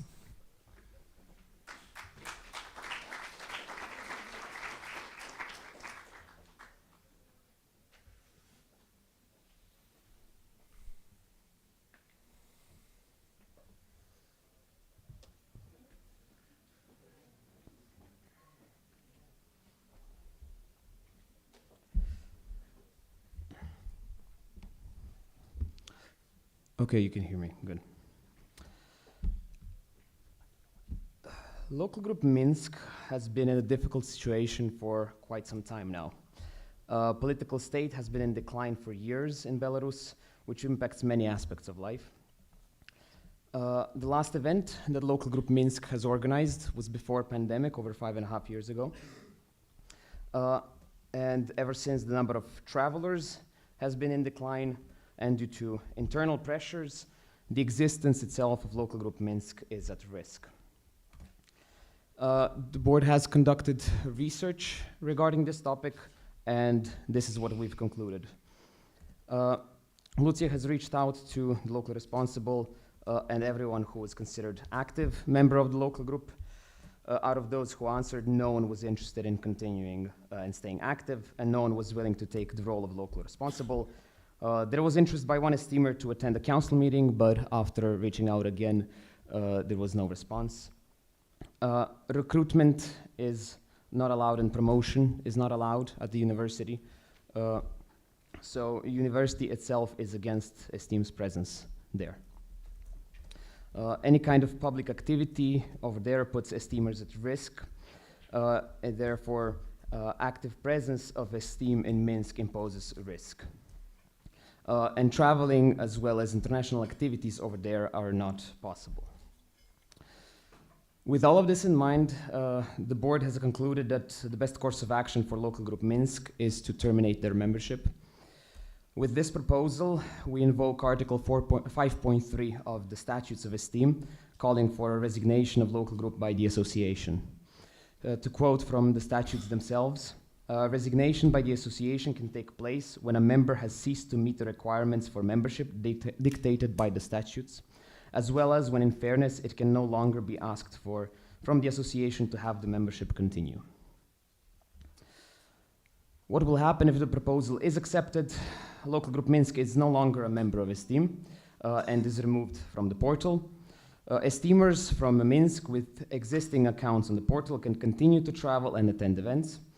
And local group Minsk can rejoin the network as a guest group when the interest comes back and the situation gets better. What happens if the proposal is not accepted? Local group Minsk stays a member of Esteem and activities continue in a difficult environment. Thank you for listening, and now we'll have some question time.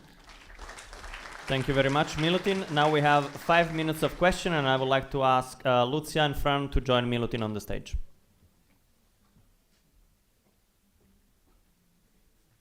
Any questions?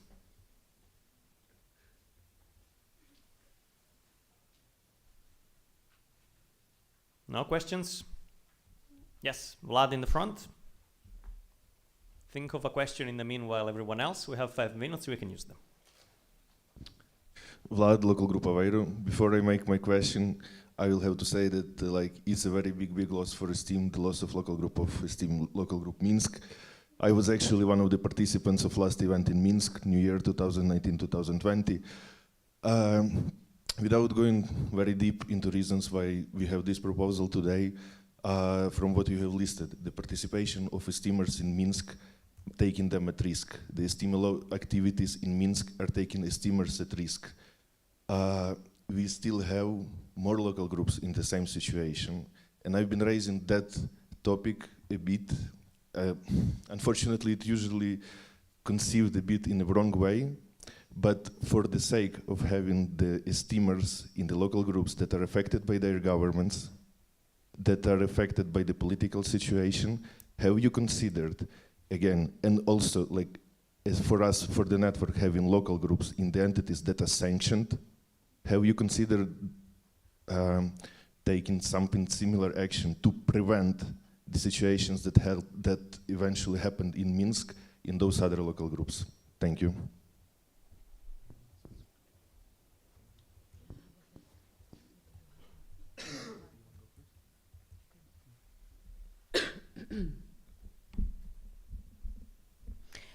So for the case of Minsk, Minsk specifically, it is a severe situation in comparison to the other local groups who are in similar political situations or on the same track. What we can say from the 6 of us that it's quite difficult to decide on these topics because in the end we're 6 people as anyone else in this room.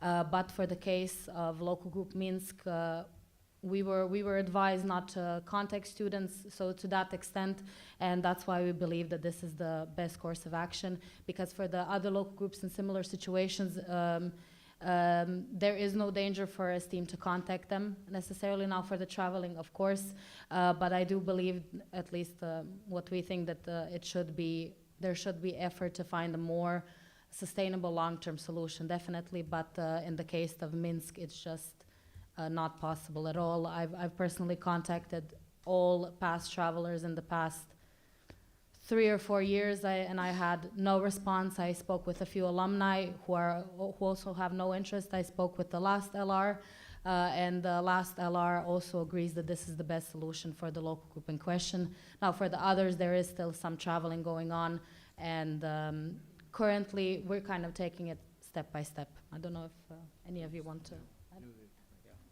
Yeah, I would just like to add shortly that we are in constant contact with other local groups that are maybe on the same track, and we are closely looking at the situation. But as Lucia said, it is quite stable regarding other local groups, and we don't have any big concerns. But in this situation, we really believe is the best course of action, even though the decision was not taken lightly. Thank you, Bort. Thank you, Vlad. Any other questions? We have 1 minute left. Seems not. All right. So thank you, Bort, and you can take your seat back. And with that, I close agenda point 19, proposals for exclusions. And are there any announcements from organizers? Seems like a no. Then we have now 30 minutes of break. And we'll have to be back here at 16:20. 16:20, back on the seat. You can go enjoy the break, which is outside. No. Wait. The organizers are waving their hands. Yes. You do have an announcement then.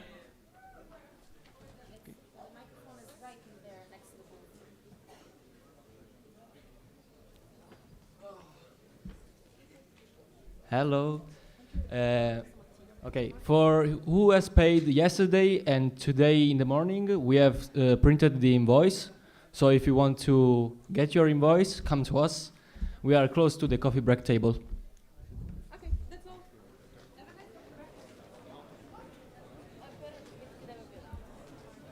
Yep. See you at 16:20. 16:20 in the room. For all the leaders, do not forget to ask for the invoice.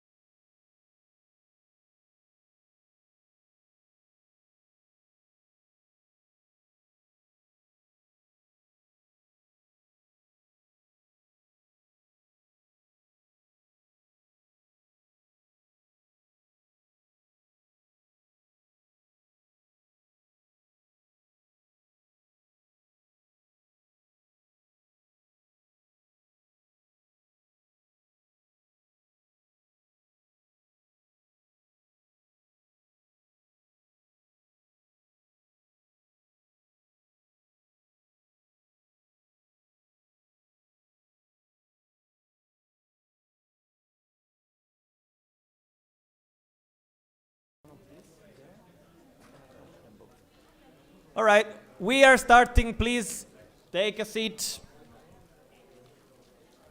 I have to start one.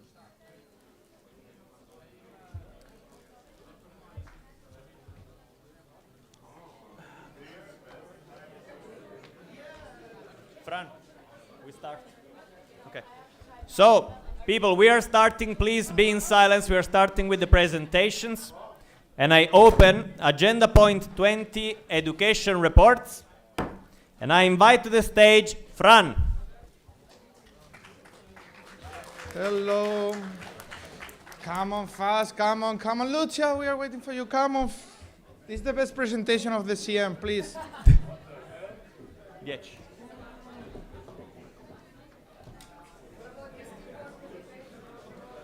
Time is running, please. Lucia, how you put this? Just text me. Please, people, let's stay in silence. Presentation Guys, time. Silence, please. I have to start. Guys, take your seats and be quiet. Also, you people there on the corner. Please. Hello? Hey there, people. Yes. Bozici, take a seat. We're starting. Be quiet, take your seats, but fast. Come on.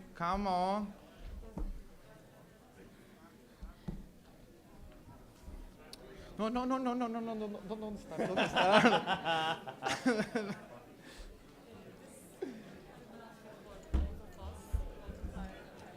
Quickly, come on, guys.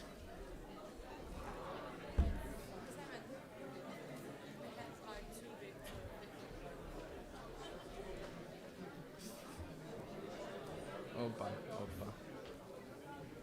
Guys, I have to start. Time is running.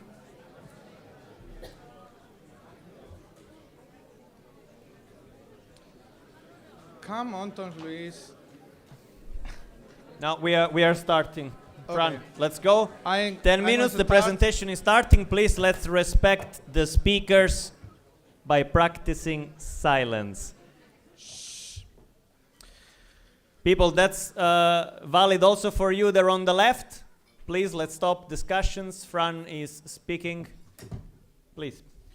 Thank you very much. So we are going to start with the education report.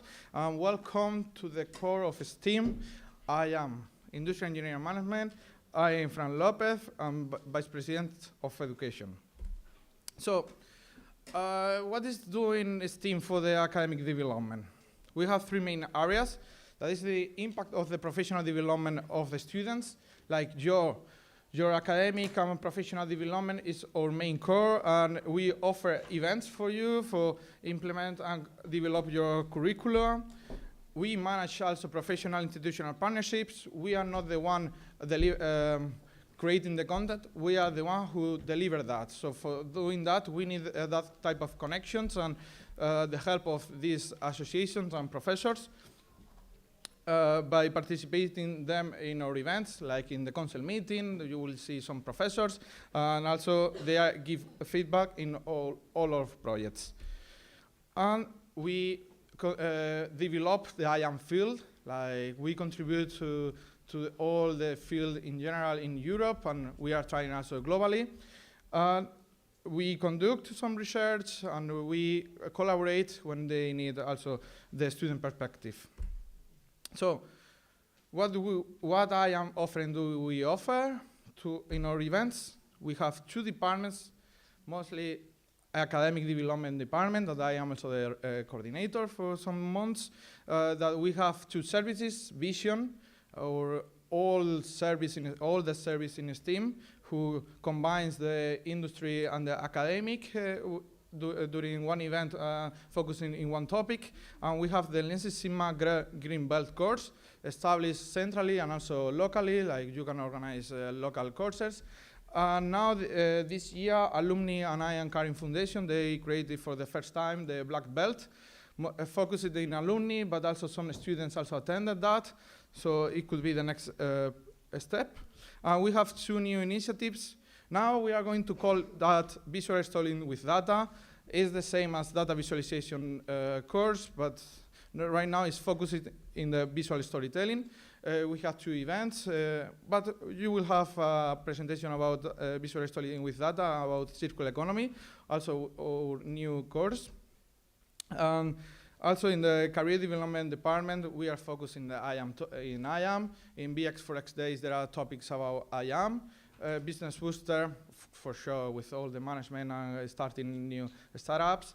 Our main tournament in Steam, the Times, and also Steam Hunt, with all the companies focused in IAM students.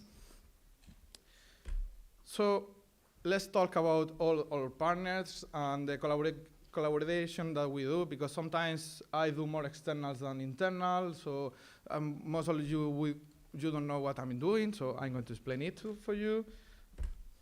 So what do we do? We try to increase the communication and contact between IAM students and IAM professors. That means that also we contribute with universities and, as I said, some organization, national, international, in Europe and globally.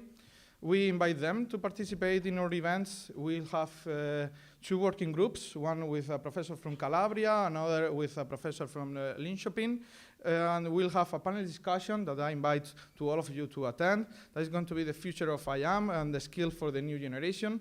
All our partners will be there. It's going to be hybrid, so you will have time to ask them what you want, but in the skills for the future. What the industry and academia are looking for, and you as a student could improve.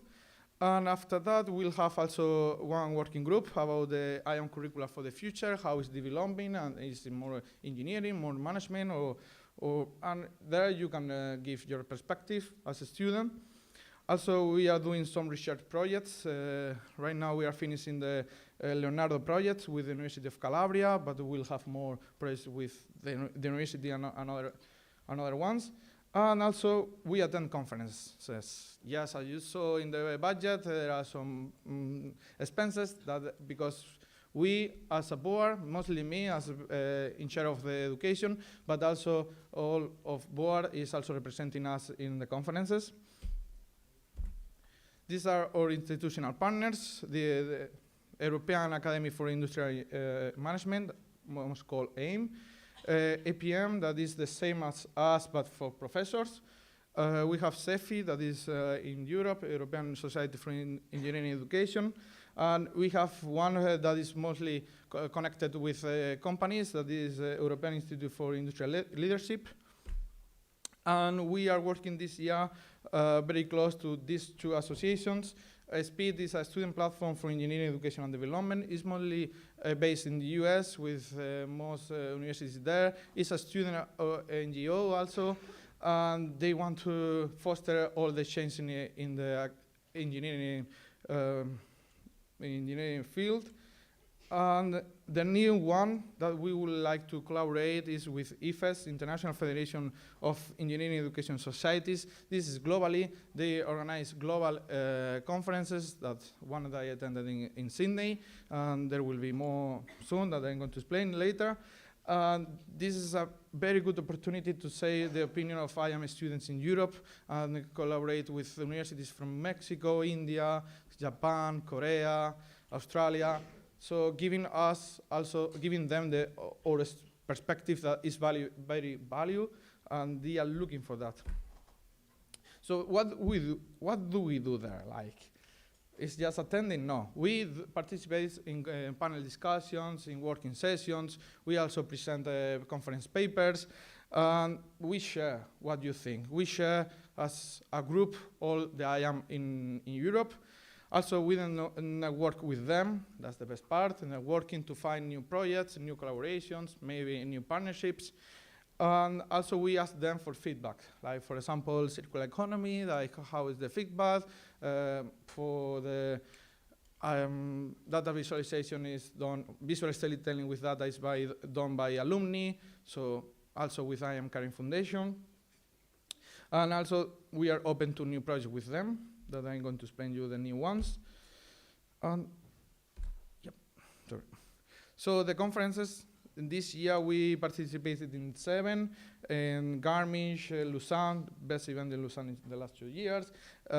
World Engineering Education Forum, that it was in Sydney. I went in December. At the same time, Lucia was in the SCAME in Gothenburg. And Micha attended the Western Balkan Engineering Leadership Forum in Belgrade. And also we had one online with Ale. So I'm going to, Rob came to me, came with me to Lausanne. Oh, this is in Garmisch. This is Micha with Bess, IFES in Belgrade. Lucia in SCAME in Gothenburg. The 35th board in Sydney. I was with PhD students from all the world. And this is with the president of SPEED. And the next conferences, Adrian and me will attend in Bari one international joint conference of industry engineering and operational management that we are developing some projects with them. AIM conference in September in Reykjavik, CEFI conference in Tampere, and the same as I attended in Sydney, the next one is in Korea. So if the budget and the next board accept, the next VP or education or someone will go to Korea. And the other part, development of IAM field, I'm rushing. So with 79 local groups in 28 countries, we can gather all your data, all your opinions, and present that to the academia and industry. So when I send a form, please fulfill it. I need your opinion. I need that you spend 5 minutes fulfilling one form. For you, could be a lot, but could be few time. But for me, having a lot of opinions is the best because we can analyze that and present that to all our stakeholders. For this, also PDC, Professional Development Committee, is helping with me in everything that I do. One of the projects that we are doing, I sent this to all the Germans. Right now it's in standby because we are going to promote it more. I need all the Germans here to fulfill this. In your local meetings, we gather 98 responses for 20 German universities. We are doing in collaboration with FABI, but we are going to promote it more because we need at least 30 responses. You are very big LG, so please. So now, we have the IAM curricular analysis. This is our project. We have 2 part-time workers doing that. It's going to establish and to develop a dashboard that we will know what is IAM in every country, and we can compare it. Also, thank you for AC to develop this and to create these dashboards. Right now, we have analyzed 20. The next step is to analyze all of them, collect all the curriculum. So you can see this, the percentage of engineering, management, industrial engineering, and then we can compare that and all the things that will promote these results and will participate in more conferences because this is the first time that we can do that, and it's going to be very valuable, and the next VPs and PDC will work in all the results for the next 2-3 years. So external projects. Leonardo is done with University of Calabria. We'll have the working group. We have 2 new with Enhanced, the University of Bari, and another one with University of Calabria, Malta, KTHD, that is HOP. Also, we are collaborating with IAM Caring Foundation. You will have more information with alumni. IAL, we have one good project that is a certification of leadership skills in student NGOs in Europe. And also, we are going to be supporting members of the European School for Industrial Engineering and Management in Italy, mostly in Italy, but for all Europe. And yes, thank you.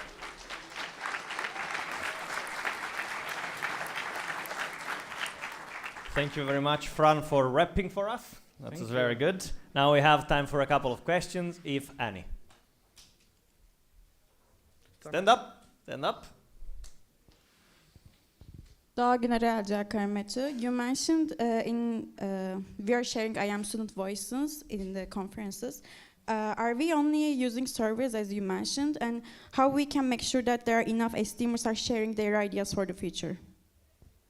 Can you repeat, please? I didn't. Okay, in understand the question. conferences part, you mentioned about we are sharing IAM student voices, Yeah. and then are we using only surveys to, let's say, gathering those ideas of IAM esteemers? So how we can make sure that in the future there are enough esteemers are joining and contributing those surveys, because I don't think that there is enough, let's say, response for them. It's just not service is the easiest way to gather that information, because it's just a Google form that you can do it. But another thing that also you will see is the working groups. The working groups is also a very good idea. A group of people working for 2 hours in one topic. Also, one example, CEFI in CM Budapest had a working group, and they developed a conference paper with students from STEAM. So there are more options, but mostly service, that is very easy. Working groups could help. Thank you very Local much. and international. Thank you very much. And we have the last question from Paul. Paul Katsiupis, LG Aachen. These trips to other continents are like big posts in the budget, and they cost us quite a lot of money. Could you maybe share what a concrete value was that we generated out of your trip to Australia, for example? Yes, as you can see also in the budget changes, I had profit because I spent less money than I had in the budget, so it's possible. But this conference that is not the first time that STEAM attended. In 2022, VP of Education went to Cape Town in South Africa. Last year was in Mexico, but they couldn't attend that. It's very valuable because you can share the perspective of Europe. We are one of the biggest. Like BEST is also collaborating with them, and we want to collaborate more, participate more in Europe, but also outside. Also, you create connection with another university that could help and having more international. I think we have the perspective of Europe, but the perspective of Europe is one part of the earth. So we can do more. So and right now we are working to have more working sessions and working groups in the web in Korea. So we are preparing like 6 months before all the working groups there. Thank you very much. That was all for questions. Thank you, Fran. Thank you.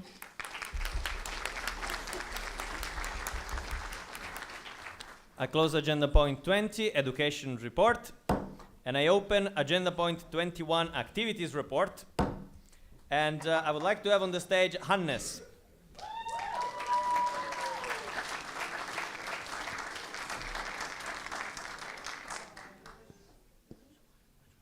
There is 121, then there is 121.1. Yes. Okay. Our VP of Activities will do an energizer because he uploaded his presentation too late. So he will do an energizer while I set up his stuff. Yes. Instead, how much time do we need? Minute. 1 minute? Yes. Okay. Minute 30. Minute 30. Promise. She's lying the fuck No, up. minute 30. Okay, and we do something really short. So if you all stand up, and I'm not sure we already heard that the voting application is out. Are you all standing up? I don't have a mic.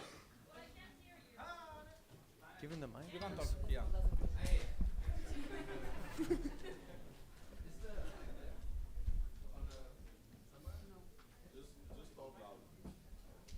I can also talk loud. Hopefully you will hear it. Hannes. Hannes, you have the microphone behind you. So, I hope you can all count to 10. And let's try counting down from 10. So we're doing 10, 9, 8, 6. I can't. It's already late. Anyway, we're counting down from 10. And it's going with every hand. So we're doing 10, 9, 8, 7, 6, 5, 4, 3, 2, 1. And that we're doing really fast. Like I can't do it that fast, that's why I need your help. And we're doing with every hand, and then we're doing 9, 8, 6, 7, 6, whatever. Numbers are hard, I'm not finance. Yeah, did you understand? Then let's try. Can someone of you help me? Because obviously we fail. Rob, I think I need your help. Thank you, Rob, thank you. Okay, so I put it away. You can shout loud enough. I'm not sure. I can.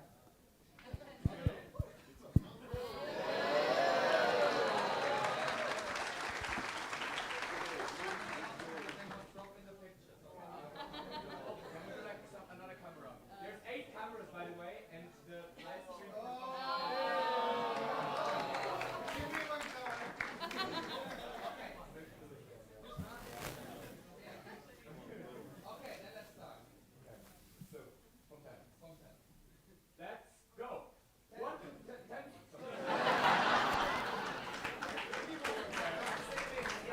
That's why we need more education.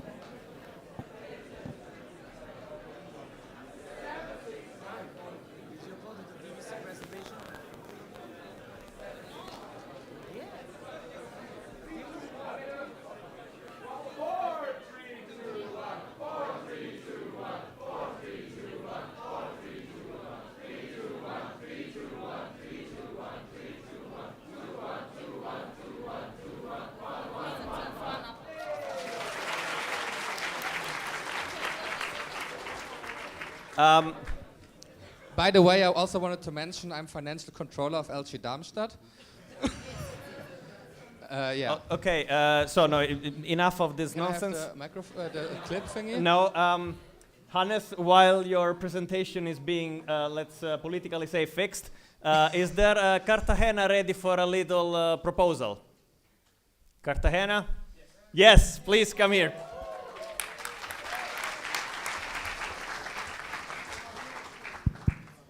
Okay, so I was looking at the bullshit bingo, and I thought, why don't I do a bullshit proposal? So I would like to propose to all of you to make the boardies here. All of them wear their ties and their, I don't know how you call it. The scarf. Yeah, the scarf on their heads. As if they were in a wedding and they had like 5 bottles of vodka each of them. So, yeah, that would be my proposal. Maybe let's make it even funnier. I would like for them to wear them for the rest of the council meeting. No. That way. So if I got it right, the proposal is for the board to wear their scarf and ties on their head for the rest of the council meeting. Exactly. It's not a motion, it's a proposal. Today. Should we be kind? Okay. Okay, let's be kind then. Let's be kind for today. We'll propose another one tomorrow. So I would like, is the voting committee present? Voting committee, come here, please. I have a question. It's not accepted. Voting committee, please do your job.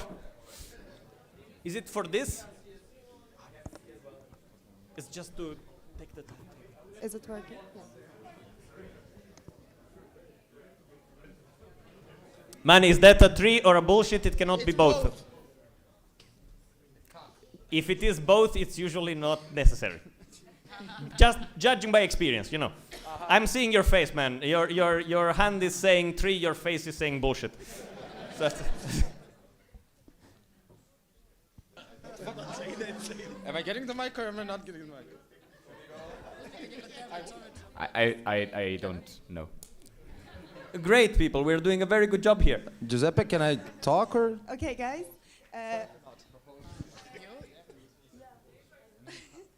People, this is done just to fix a presentation, so Okay. get on with it. If you accept the motion, please raise your green cards. If you does not accept, if you does not accept the motion, please raise your red card. And if you are abstained, raise your yellow card.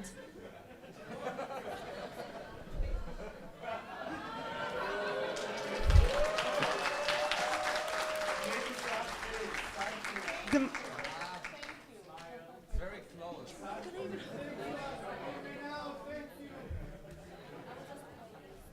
The motion is accepted. I think we can start doing some more motions, proposals for dismissal or something. Can the Cartagena delegate tell us how he wants it? Like Micha? Or like in... Okay, okay.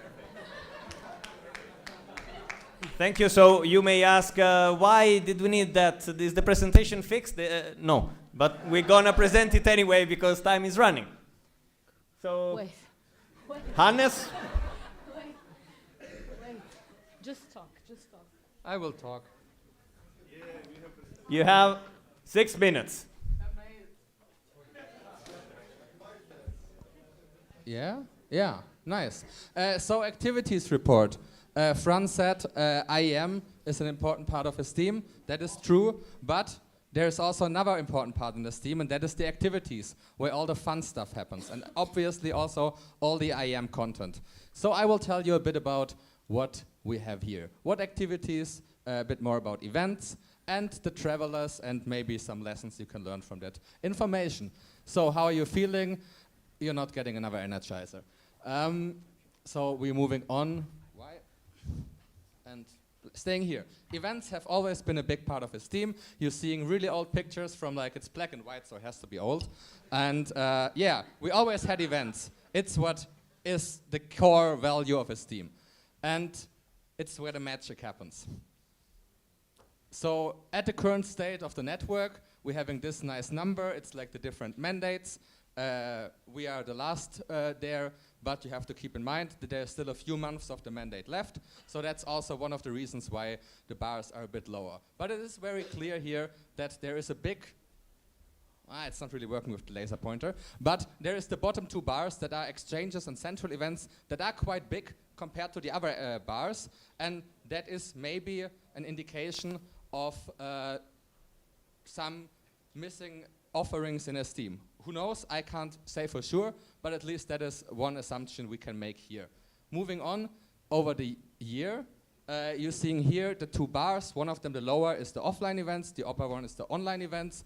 And there is like a development over the mandate. We had 2 maxima to say. And it's also very clear that there were some issues in the beginning of the mandate to get enough events happening, and more of them were happening later in the year, which might be something to address in the next mandate to put more focus on earlier events happening. It often is a problem because the mandates are switching, so there is not much effort put over the summer because a lot of effort is in the handover period. Yeah, let's look at the travelers. We all like to travel, discover Europe, make friends. And so far the number of travelers is roughly in line with what we had in previous years, considering the lower amount of events because of the earlier part of the mandate. So you see here the lower bar is, why do I try with the laser pointer? The lower bar is the distinct traveler, so that is a person that has traveled, and the bigger bar with the 3,000 is the amount of travels that have been done. Here it's offline and online events are counted as travels. To look here at offline events, you see after COVID recovered, but it's currently a bit lagging behind compared to how we want doing with the online and offline events. So maybe we all can work together to have some more offline events happening and joining them so there's more travelers. So where are those people coming from? And they are coming from those local groups. You see there is a few local groups that are very traveling a lot. Maybe also a few countries that are very traveling a lot. And this is in 2025. So unfortunately, I don't have a dashboard that goes over the mandates here. but it might be interesting for you to see. This is travels, not travelers. So there is not necessarily 74 people in ITU traveling, but 74 travels have been done. Yeah, very important information, so please keep it a bit quiet. So when are they from? So usually we have this nice, very easy to read graphic, and from the bottom to the top, it's people that are longer in this team. So this includes also alumni that are still active, and the very top, that's kind of yellow, they are like since 15 years, like Giuseppe in his team. And the very bottom bar is the ones that are traveling on their first event. Also here, as you see, it's by years, so there is some differences between the year, because we are in May and not in end of the year. But it is kind of in line with previous years. And applications, the amount of people that apply versus get accepted is getting lower. The very conclusion there is that we need more events because there is interest in the network to travel. That is not fulfilled. So that's also for all of you something. Maybe you should organize an event in your local group and invite some esteemers to your LG. Things to keep in mind, what we can learn from this. So, many exchanges are happening. Here again, to highlight, we saw it before. Maybe some of the current event offerings are not interesting enough, leading to exchanges happening, or too restrictive, while many local groups are offering exchanges. That's also one of the reasons why there will be a proposal tomorrow that kinds to try to address that. Also, there is a rising or quite big amount of people not actively joining the events they're applying for, which is very unfortunate for the organizing local groups. The lower bar is people that are canceling shortly before the event, or at least after the cancellation deadline, and the upper one is people that don't even show up. So that is also a problem to address. Maybe more information for people participating, or other reasons could lead to that. And then, finally, conclusions. The portfolio is still kind of unbalanced. Unfortunately, this has not really changed since CMCVille. The demand is on the rising side, so we need to do something to have more events for everyone to get their travel fix. The participation is increasing over the years, which is quite nice. We had a big slump after COVID, and esteem is rising, but we still haven't reached the levels of before COVID times. And the distribution is also something I unfortunately don't have a dashboard I can show on that, but there are some LGs that are organizing multiple events in a mandate, and others are organizing very little, and it's very unbalanced which local groups are organizing the events, while, which is also the case with the travelers, so that is maybe fair. And with that, thank you. Thank you very much, Hannes.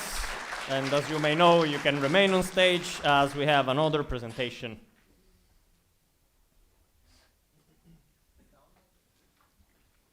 Hopefully. Yes, we're talking about services in Esteem. Rob already talked a bit about Esteem structure. I took out this part of it because those are our offerings.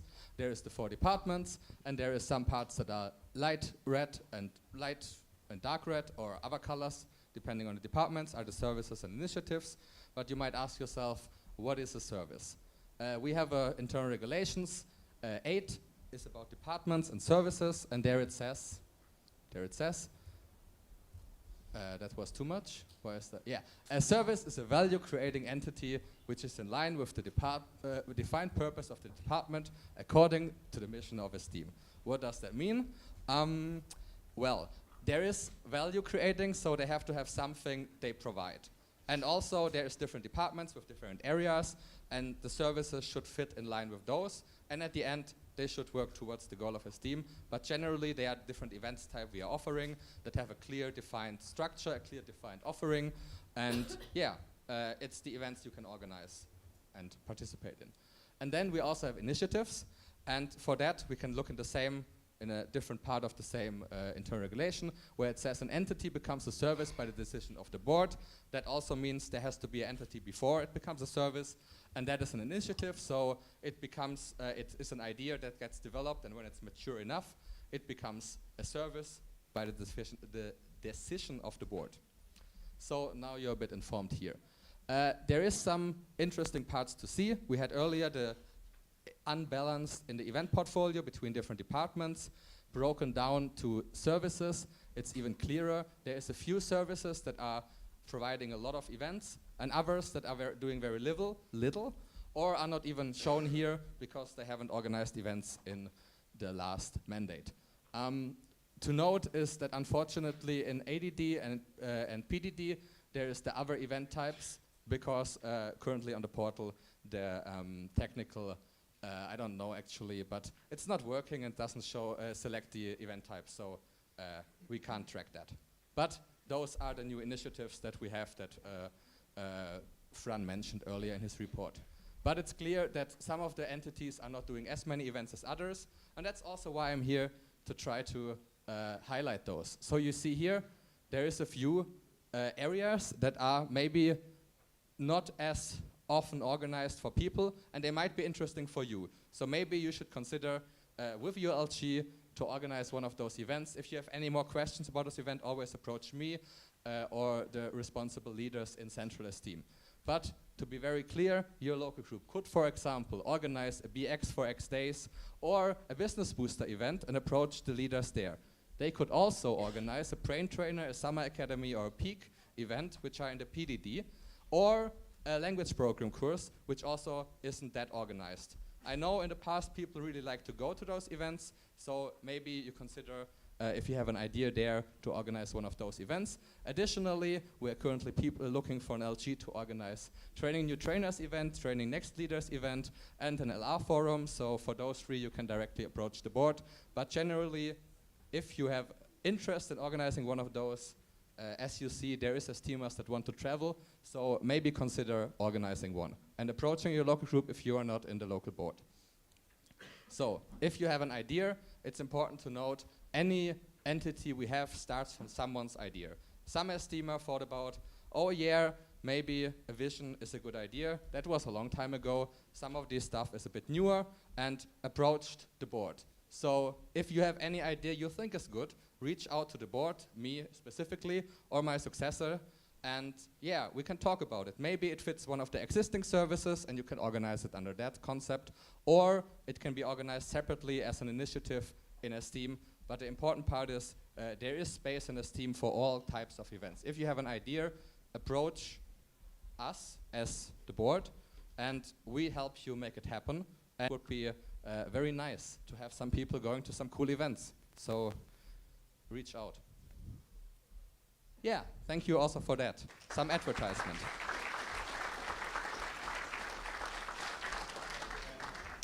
Thank you very much, Hannes. Before continuing, please, I see that there are some delegates that are missing. The other delegates, please recover them. That's the whole point of you being here. Now we have time for a couple of questions, if any.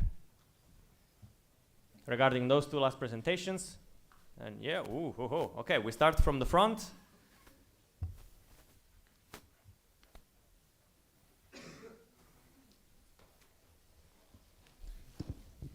Vlad, local group Aveiro. I don't know if we still can go back to some of the presentation slides with the number, like second presentation, number of offline events.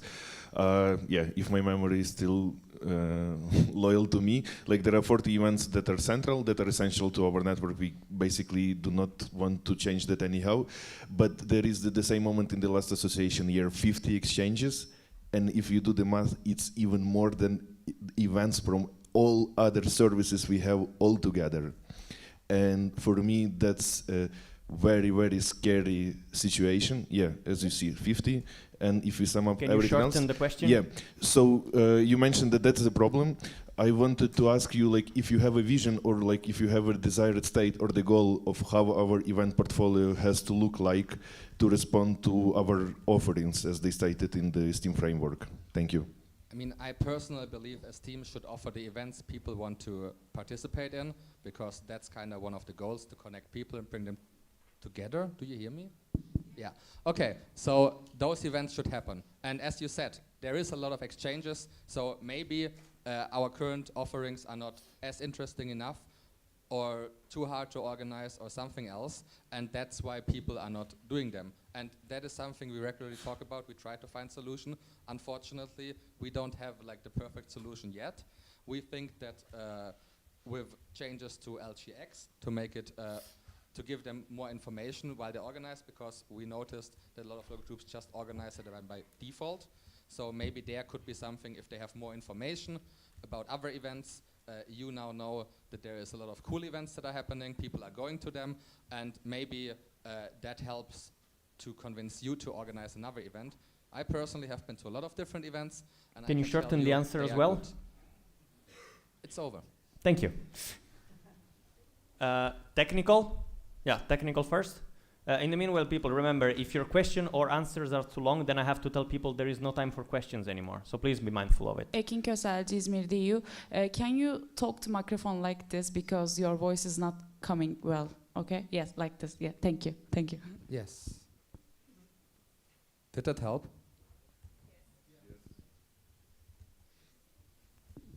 Julius Kroll, LG Darmstadt. I have just one quick question about the Peak initiative. Can you report on the current status and the upcoming goals? Yes, that's the upcoming presentation. Ah, okay, sorry, then I missed the agenda there. Okay, then we go to the back. Saara Mäenpää, LG Lappeenranta. Do you have the ratio of online and to offline events, like compared to last year or the years before? Or could you send it on Google Chats, for example? I mean, I don't have it in this presentation, but I can send it. Okay, thank you. To the very back. No. Behind you, and then we'll do all of the three. Very back, yeah. Hafsa Refi Akır, LG İstanbul Yıldız. In previous presentation, you told about the people who applied and didn't show up, and the cancelled the order cancelled after deadline. So, did you had any plans about solving this problem? Unfortunately, not much. Like, the biggest we can do is making sure that local groups inform people early enough about the necessary information. But especially the people that did not show up are not really something that you can impact. In many cases, it's someone that got ill or something. So those are usually not the ones you can really impact. And a lot of the cancellations are often also in contact with the local group, so they agree to it, that it's fine, but still, like, at least we didn't find a solution to address it. Thank you. We'll take the last two questions here. Sorry for the others, I'll try to give you priority later on. Bartu Karadeniz, Ankara Bilkent. So I want to ask you about PDD. We can look at the situation, it's not going great. And I want to ask, were there any plans of doing like a coordination meeting in this mandate, or are there any future plans? And also, is there a strategy? Because it's not looking good right now, in my opinion.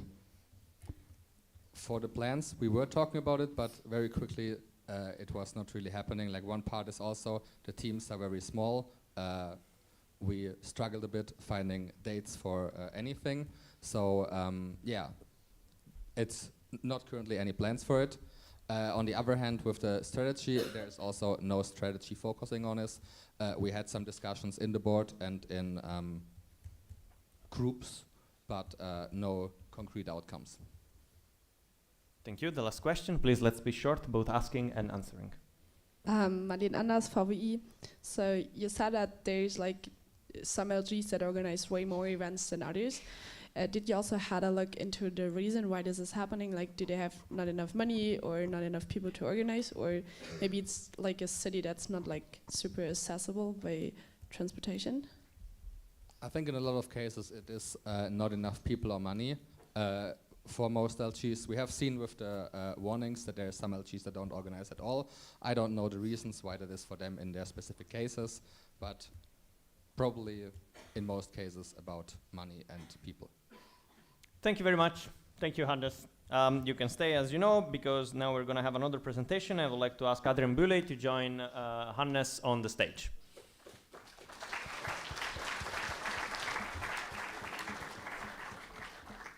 And you have 4 minutes.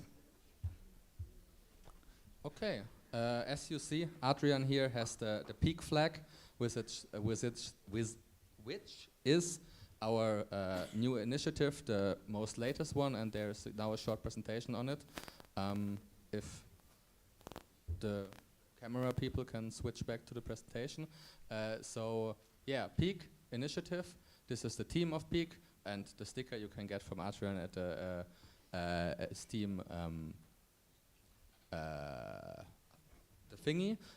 Yeah, and those are the current people in the team. You see Masha, who is the leader of the team, Osman, who is a team member, Gina, who recently joined, and Adrian, who is also there since early last year, early in the initiative.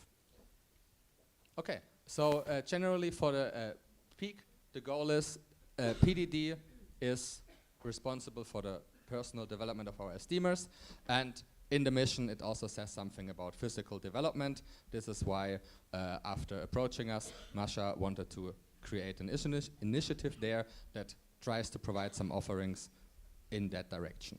And having as their goals access to sports that might not be easy to access if you don't have an in, support the physical development of esteemers, and motivate people to engage in an active lifestyle.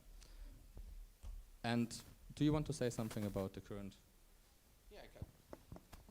So as Hannes already said, we're here so you can fulfill all your sports needs, because sitting in the lecture hall all the time, your bones get quite creaky and you have to start moving. Yeah, and with that, we want to make some offline offerings, some online offerings. We're planning already for some offline events that will continue. We're exchanging some ideas with some LGs, so we can actually have some other offline events than the skiing one and from Darmstadt. For online events, what I'm mostly doing in Peak, we took against each other and make a small, like, fun competition out of them. Yeah. Is there anything left? There's also, like, for those, as Adrian said, the different competitions with esteemers, the goal is to find some platform or something where you can actually do that. They are in investigating some different apps that would be used for that, that might make sense. And also there were some ideas about somehow having geocaching as a concept. I'm not sure if you're familiar. There is some locations and you find something and compete with others. At least that's how I understand it. And also some offline, online hybrid concept where the idea is that you train together for something and then an event happens where you apply what you worked on towards in the previous years, months. And unfortunately for all of those, it's not that defined yet with the different concepts what to do, which might disappoint some of the people that asked for many updates. There is nothing that concrete yet, so unfortunately we can't dare share all of the concepts there. It is definitely not as developed as the other initiatives we currently have, but I believe we're doing good steps in improving the concept going forward, and in the future having a clear concept that you can apply. But still, if you have an idea in your local group, also here you can approach Masha, as I think the email is leader.peak@esteem.org, and reach out to her or in Google Chat, and if you have an idea, that can also happen. And again, thank you. Thank you, Hannes. Thank you, Adrian. We'll ask you to take your seat while I ask Fran to join us on stage instead.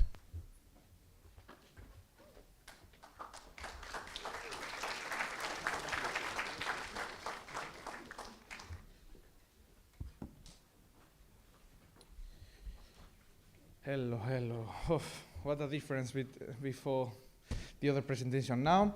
This is the report of the two initiatives, visual storytelling with data and circular economy. Unfortunately, Andre and Yusuf Efe couldn't be here. They are the leaders, so I'm doing the presentation in behalf of them. So let's start first with data visualization. That is going to be called visual storytelling with data, and then with the circular economy course.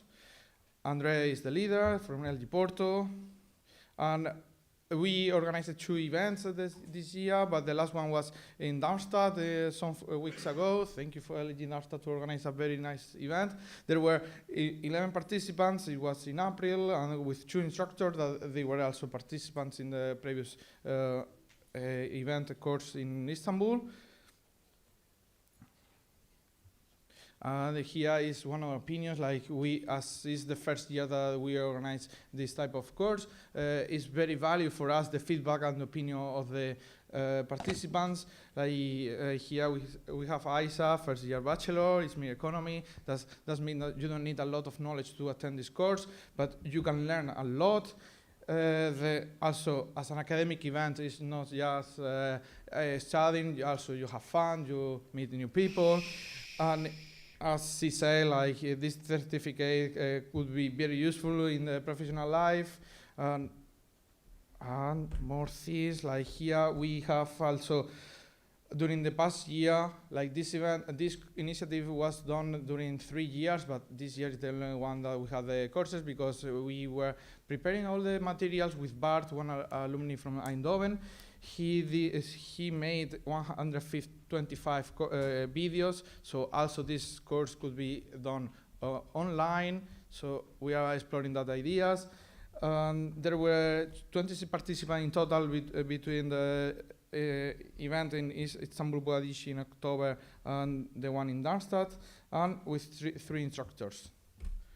So what do you learn here? How to convey a story with data, select and prepare the data. You also will know how to select good databases, and also you will know a lot about Tableau, that also you could join AC for that. And here you have some of the dashboard that some new is created after the event. That could be since when Love Kiss become a course, or also could be a 4-year journey in the UK life. So the future steps are sustainability. We want this course for the long term in STEAM to become this initiative to a service, and teach as many participants as possible. For the sustainability, create a standardized instruction plan, like for example, like LXX Sigma has for instructor, to create the same for visual storytelling with data. Also standardize a plan for the event, how to organize it, what do you need, what facilities has to do the LG to organize. Also training new instructors, and teach as many participants as possible, like creation and online one. And now with the circular economic initiatives, so sorry for that. We did one in Groningen. I was one of the participants. I enjoyed it a lot. I learned a lot. Also, thank you for LG Groningen for this amazing event. This course is organized and prepared and done by Professor Gerald Jonker, one professor from the TU Groningen. We planned another one that for situation in Turkey, for some problems with the professor, we had to cancel. It was in Istanbul ITU now in April, but yeah, we had to cancel it. It was already everything done with another professor, so also circular economy could be more engineering, so we need that also the professor to create it. Let's start to wrap up. Yeah, so the PR for circular economy was amazing. You also saw a lot of stories there, and we want to motivate and enjoy, and that more people enjoy this course. And yeah, this is the event that was cancelled. Yeah, it was difficult. So we have the KPMG to have the case studies to provide for the content of the course. Here also the future step, assure sustainability, create a standard is very similar, teaching the LG how to organize it. Also could be to things like professor to students, or having also student to students as instructor, as LXX Sigma or visual storytelling with data. And also it could be also a hybrid for the future. And we are planning more events for the next year. Thank you very much. And if you have any more questions, also you can approach Yusuf Efe or Andre. Thank you. Thank you very much. Now we will have the questions both for this presentation and for the peak one. So I would like Hannes to join us on stage to answer, and Fran remain with us. We have time for a couple of questions. I see one in the back. Yes?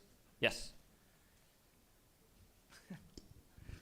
Right, Sigurd, LG Trondheim. Specifically thinking about the sustainability of this data visualization course, because I noticed that Andre is still the leader. I think he's been that for like 3 years, which is cool. But I mean, are there other people that are interested in taking over eventually? Because I assume he will not be around forever. Yes, right now there are three instructors, and also the team are like 5 people there. One of them is Ella of Darmstadt, who I think some of them are motivated enough and they have enough knowledge to do it, so I hope that some of them will apply for leader. Also Andre is the time also after 3 years to stop as a leader, but he did a good job, and I think that the next one will also do. Okay, I will try as fast as I can. This is a question Can you for say the name and local group for the secretaries? Ramazan, LG Baku. Hannes, I will ask from you. I will ask about the peak. How I understand it's a kind of sports club. You will try to do some competitions. What about the big sport for the kind of esteem command or that kind of stuff? You know, for example, the football club or the basketball club, maybe in that way. And before the reply, I'm taking only the last 2 questions here, the one from the front and from Zenit in the back. Okay, to your question, at least currently the idea is to focus on some sports that have like, to give people the chance to experience something they wouldn't as easily without, but there's definitely also potential for something where it's like mass popularity, but then you kind of what's the word, fight against existing clubs that you already have. Like you probably have a sports club that does football at your university, and so that might not be ideal for a team then. But if there's interest, you can approach Masha if you want to organize one and talk with her. For twos, please add them to the, you're replying to that. Then yes, please, a quick reply, then from the front and then the back. We have also the idea to make like some sorts of Olympics where we would integrate more common sports. So we have like multiple competitions over 1 week with sports some people will already know, so they can do a competition against each other like that. The delegate in the front? The question was about the Olympics. I know the question was about Done, the okay. Olympics, so no. Then the last one, yes. Zainab Aksakov from LG Ankara Bilkent. I was going to ask, like, since LSS is a very accredited course that has like been going on and really known among the IEM infrastructure, I was going to ask about the circular economy course. Is there a vision or like a plan to make it as known and as the LSS course, or like a vision for it? I was going to ask that. Yeah, we are trying to do that. There are some association about circular economy. For the certification is if an external organization to certificate that. Sometimes they ask for a lot of money. What we are looking is for free certification, but mostly with the reputation of the professors, as we have with LXX done by Greg, that is very well known in LXX. We also are looking for circular economy to expect that they have this well-known accreditation. Also, we could create micro-credentials with universities. We could do more things that also is recognized by that university and that professors. Thank you very much, everyone. Thank you, presenters. Thank you.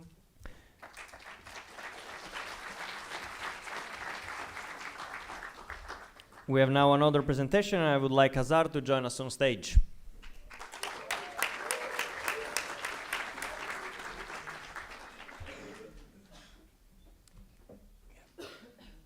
It's there, you have 3 minutes.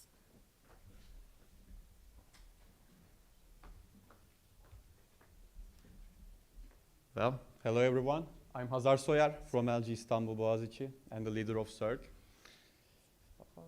How do we use that thing? Yes. Okay. Here is my agenda. First of all, I will give a brief talk about CERC, what do we do, and delve into our document, SOR Event Guide, purposes of it, what's inside. Then I will talk about why it matters and finalize my speech about talking with future steps.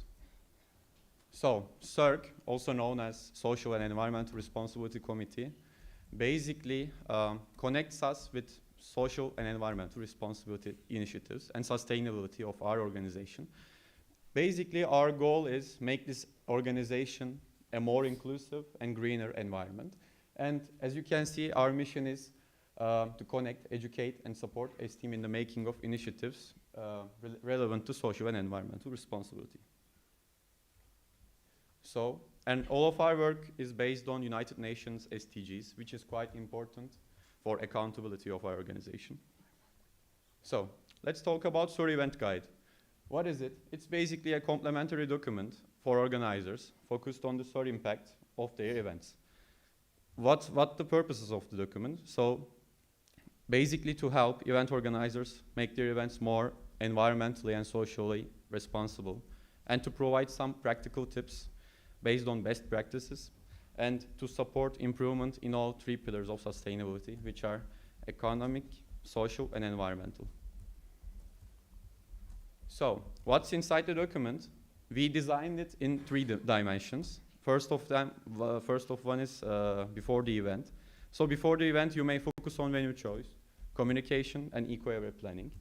Then we have during the event, you can think about sustainable food choices, transport alternatives, and social impact activities.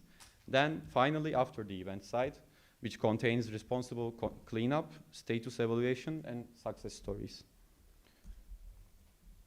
So why it matters? It basically aligns STEAM with real-world environmental and social goals, and also encourages consistency and quality across events, and empowers organizers to make a real impact with small changes. And future steps for this one is basically your usage, and you can always adapt it according to your needs. It's not a fixed one. You can shape this according to your LG's needs. And we will be really happy to hear your feedback so we can improve it together. By the way, I didn't mention, I had a QR code over there. You can scan it. This will take you to the Ilium post of the document. So, thank you for listening to me. If you have any questions, I'm very happy to answer them. Thanks. Thank you very much. Thank you for being on time. For the questions, they will be on Google Chat. Okay. Thank you. And with that, I close Agenda Point 21, Activities Report. And I open Agenda Point 22, Approval of the Minutes of the General Assembly. And we have Lucia on the stage.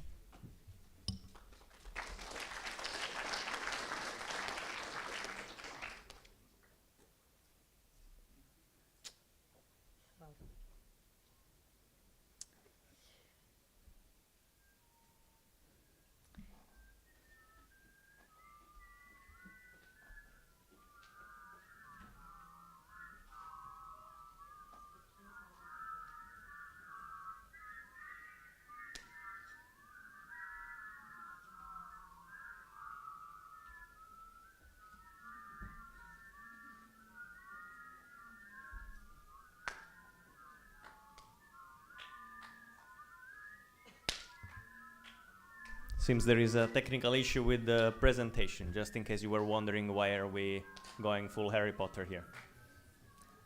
In the meanwhile, this is a good moment to remind also there is another tradition for when time is being lost, which is the single clap.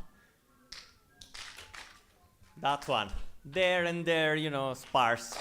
And with that, a small technical kind of announcement. The glass that you received in your welcome bag, bring it to the GA because you will use it for the breaks outside. I saw that some of you didn't have it, so it was a bit of a mess. So remember, bring it. That's what this is for. Hello everyone, I'm very sorry it didn't want to open, so I had to put it again. But now I will present to you the minutes of the 69th Council meeting Seville, which happened 6 months ago, which happened 6 months ago in Seville. If you do not know, the admin and the board is responsible for minutes of council meetings, so I'm here now presenting my first minutes. So, yes. So, according to the statutes of esteem, Article 11.2, of everything discussed in each meeting, the secretary, who will have to be chosen at the beginning of the meeting, shall take minutes and shall have to be confirmed by the General Assembly. This happened today, and we elected 2 for this council meeting. Here is a link, a QR code to the statutes of esteem if you'd like to read more, about it. It's quite an interesting document. But this is why we have secretaries. In this Ilium post, you can find the document where the official minutes are. All the comments from the past few weeks have been resolved by the secretaries from Seville. So you can now check it out. And there's the QR code. I will wait a second more. Oh, don't be so interested, so many scanning. Okay, and I would like to say a big thank you to my secretaries from Seville, Niklas Linan from local group Helsinki, and Jardenberg Gunduz from local group Ankara Metu. Yes.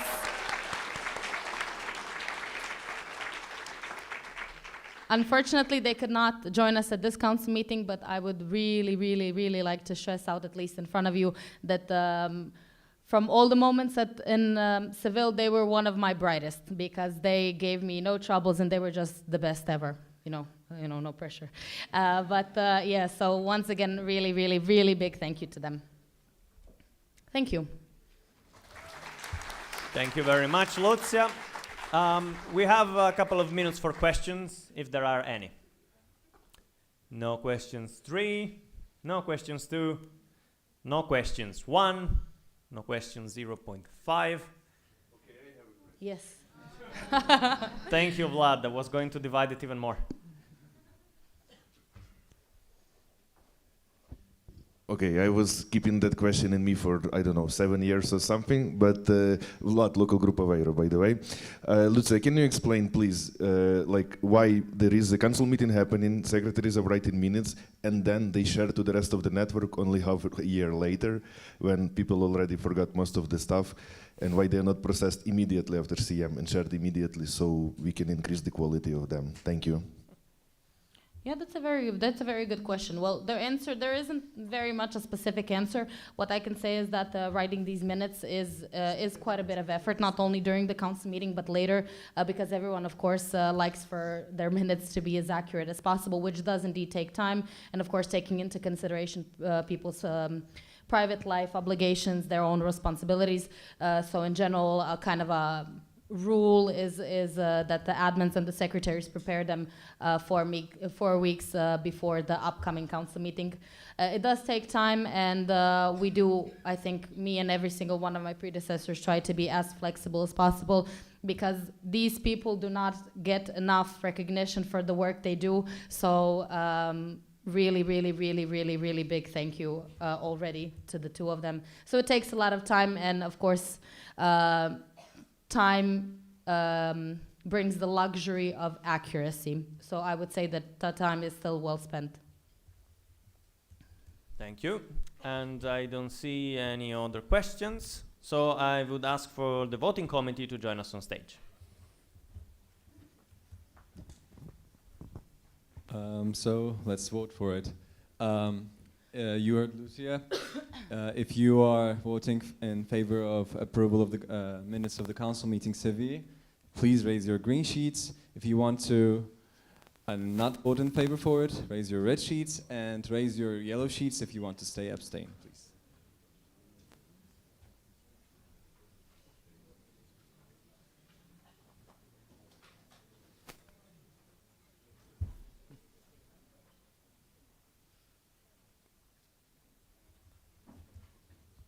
All right.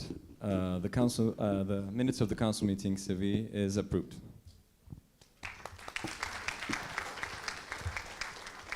Thank you very much. Thank you, Lucia. Thank you, voting committee. With that, we close agenda point 22, approval of the minutes of the last General Assembly. And we open agenda point 23, Esteem's new digital headquarter. And I need Lucia again on the stage.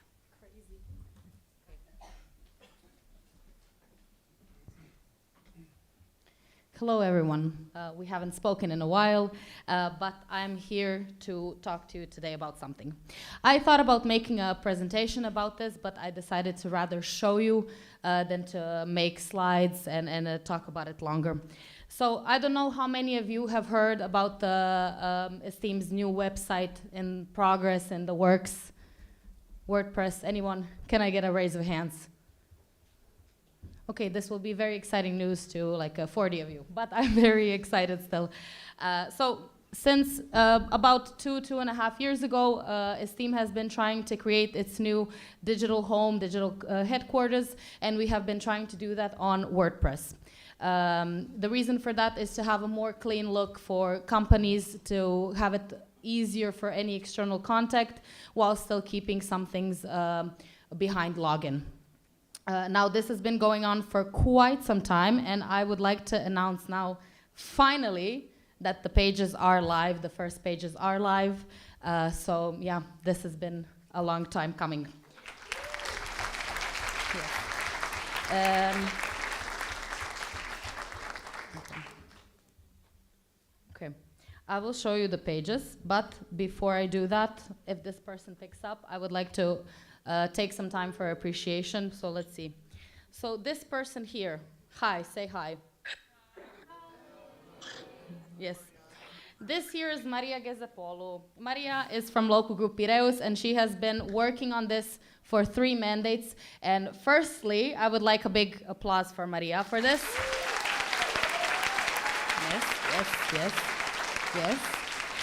Maria has been one of my leaders this year, who has been working tremendously hard and really pulled through in the final moments to make this happen for Calabria. And I have to say I'm very proud of Maria, and she has been nothing but amazing to work with this year. So this person, if you ever wondered who did all of this, it's this person. So can I get a one more clap, you know? Yes. Yes. Okay. Now I have to show the pages, so I will, join the live stream, Maria. So yeah, okay. Okay, now I will show you the pages.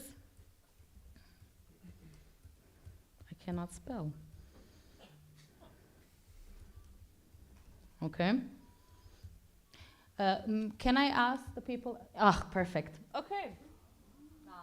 Wow, yes, yes, crazy, crazy, crazy, crazy. Okay, so this is the front page, the first page that you see now when you go to internal.esteem.org. If you've noticed before, there has been already some pages like the council meeting page, but that was the old version, one of the first versions in the making. But this is now fully new. It's been today brought live, actually, and it's one of the pages that are finished. There is, we've agreed to publish a first round of pages. There are still some that are just being edited, final edits to be published, and information has been gathered. So I will now show you through them. And Maria also sent me some things to tell you. So, yes, I have time. It's okay. So this is the, I cannot, okay. This is the first page when you open it. Then there's also about us. This is one of the pages. So from the pages that are live, it's the home page, the about page, the structure page, the get active page, the events page, and the partners page. Again, there are a few more that will be live very soon, definitely until the end of the mandate. But this is one of them. I also, of course, advise you to look at it, in your own time. Yeah, this is how it is. Now, for some of them, okay, events page, for example. Mm-hmm.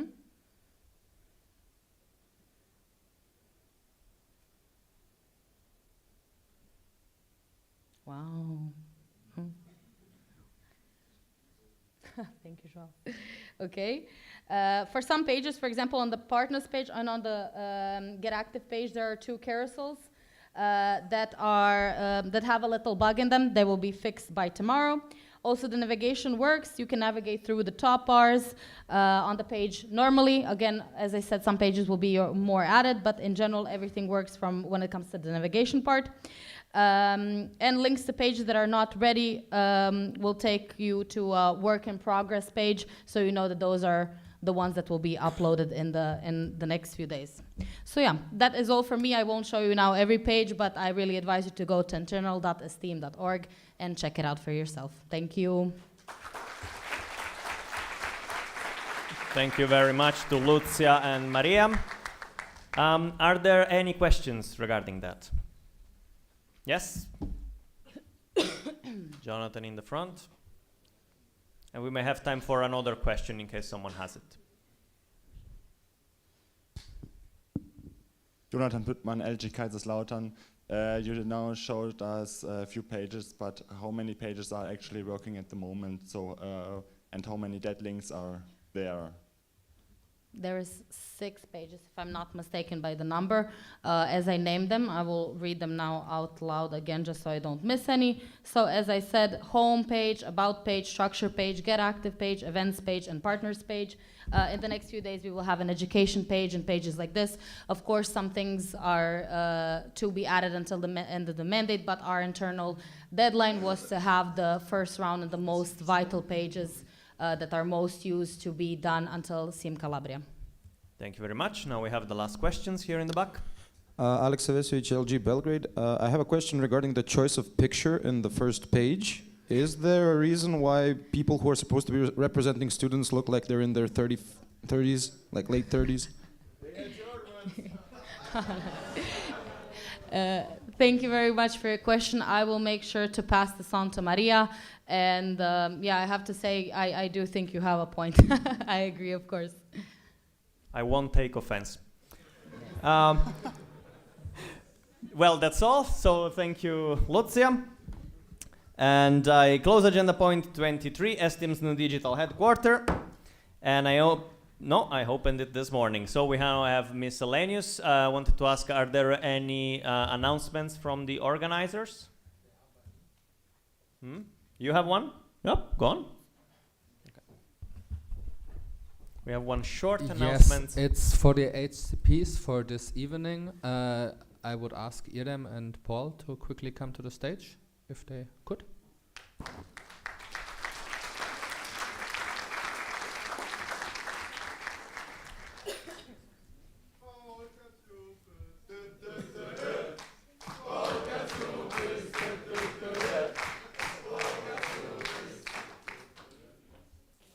Yeah, so the two of them will be your HCPs this evening.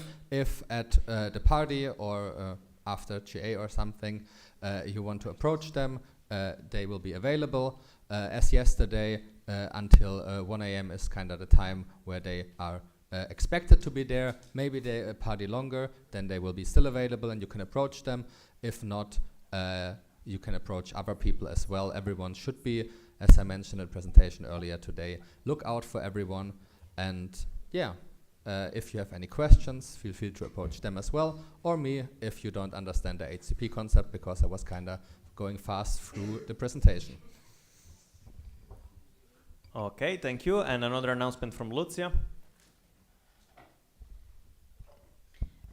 I wanted to remind everyone who presented today to make sure and look once more, just in case, through all the questions asked on Google Chat and the threads. People are curious, and I think it's very, very nice to see so many questions, and I think we should answer them as soon as possible. So that's the first one. And then the second one, for trainers and working group leaders, I will send you soon an announcement when and where you can pick up your materials. Okay? That's it. Thank you. Okay, and regarding the question, it's particularly important to answer them on Google Chats, because sometimes, as you see, there is no time, and I don't want to say to people, you cannot ask this question. They can on Google Chat, but then you have to reply. So for all the presenters, please pay attention to this matter. And with that, I close agenda point 24, miscellaneous. And now we have GDPR training. So I call Lucia to the stage.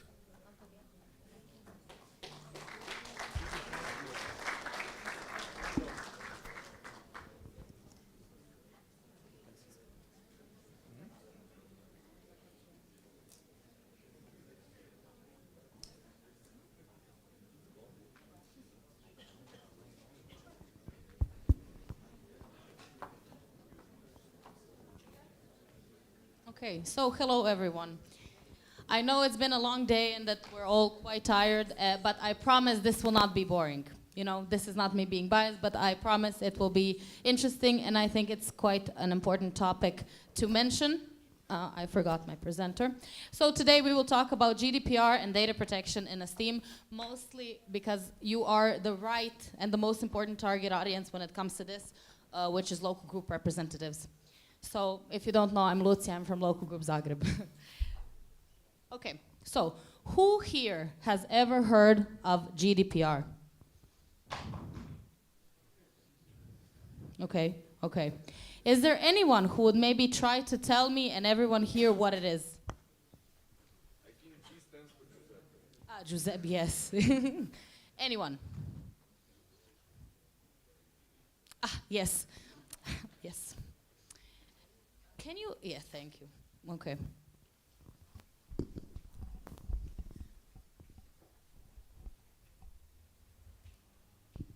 It is the most strict data privacy laws enforced by the European Union. Very good. But name and local group. Defne Karankarametu. Thank you, Defne. Thank you, Defne. Defne is our current financial and legal committee leader, and I'm responsible for her with Adrian. So if you ever have any questions, concerns, please send an email to leader.flc@thesteam.org, you know, if you can't reach me. Okay, so as Defne said, so this is the toughest privacy and security law in the world. Though it was drafted and passed on by the European Union, it imposes obligations to any organization, anywhere that has contact with European Union stakeholders. So, for example, if you're from a country that is not a part of the European Union, but you are sharing data or collecting data from a stakeholder who is indeed a part of it, that still abides by you. That's why we're talking about this, because it is, of course, not a shame if someone doesn't know it, but we are all here to try and learn something new, especially raise awareness on topics as such. So companies and NGOs, as I said, that have any connection with the European Union must comply with the regulation. The GDPR basically, like in the shortest and the simplest terms, obligates the data processors, which means people who process data that they have collected, to treat that personal data in a unified way across the European Union. And the fees for breaking this are very, very, very high. Esteem in general, if anyone is maybe interested, is in a good place when it comes to this. There has been quite some work this year, especially when it comes to auditing the state of it and how we treat our data and collect our data. But of course, GDPR and compliance is a long journey, you know, a journey that we all have to be a part of. That's why we're talking about this today. Okay, so this year I have also been working on a revised STEAM privacy policy. The presentation will be, I'm not sure which day, but in the following days. So you will hear more about it. But there are some changes that we're doing this year, especially because one of our employees has been working with me a lot on this. Because this person is quite, you will have a chance to meet him. He will be here in a few days. He got kind of sick. It's the delegate from Zagreb, you know. It just happens to be, you know, bad luck. But you will have a chance to meet him too.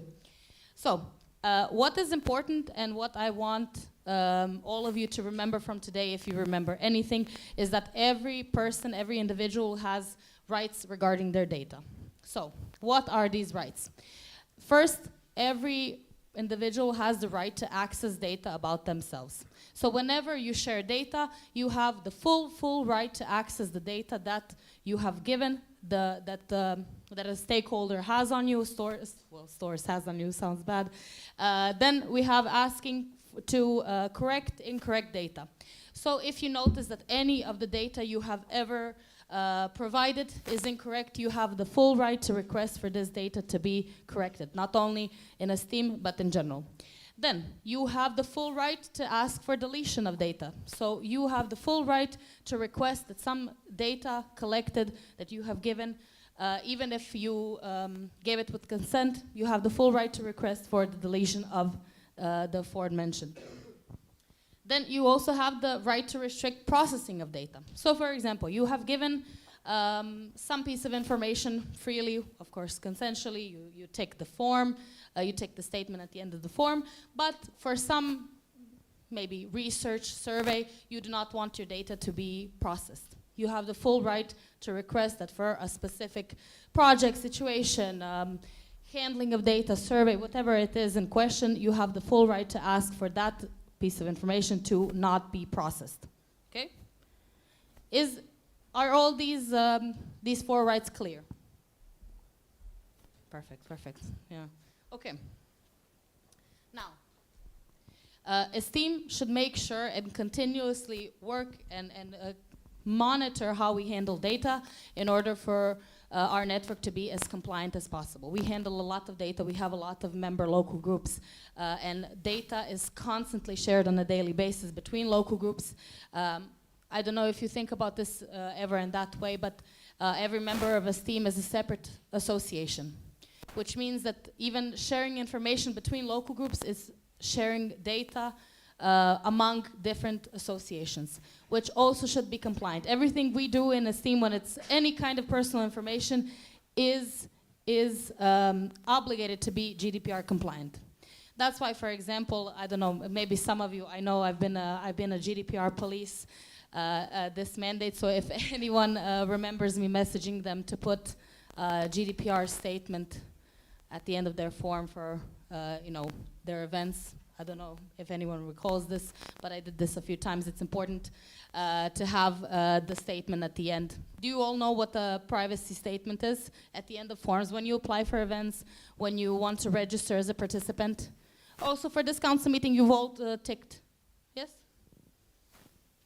Okay, you're all staring at me. I'm not sure if you're confused or just paying attention. But if you have any questions, just ask. So what is important that we do is to search what is incorrect and replace it with the correct procedures, correct information, correct data. Okay, so for individuals, Esteem and any other organization will never be fully compliant if we all don't make an effort and handle our data, collect our data, store our data, and process it in a GDPR compliant way.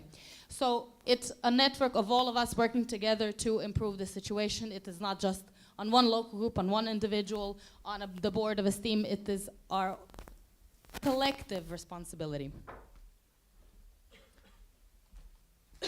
So a privacy policy, I've mentioned it in this presentation, but a privacy policy is a statement or a legal document, as you wish to call it, that discloses some or all of the ways a party gathers, uses, discloses, and manages a customer's, a client's, an individual's, a member's data.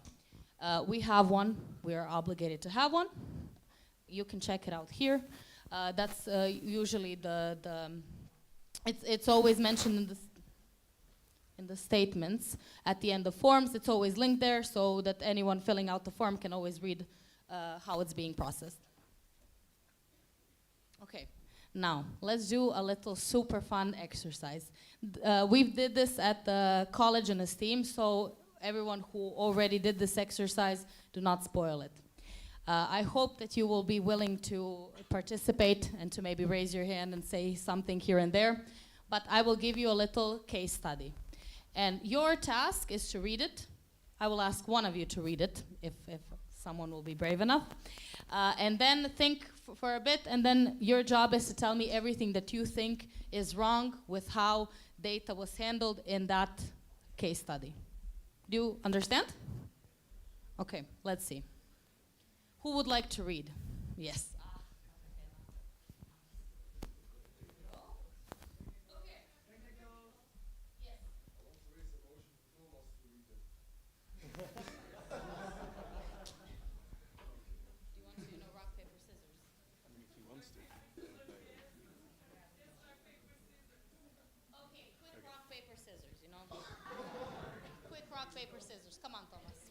If anyone was wondering, in the meanwhile, this is not General Assembly. Yes, this is not. This is a training.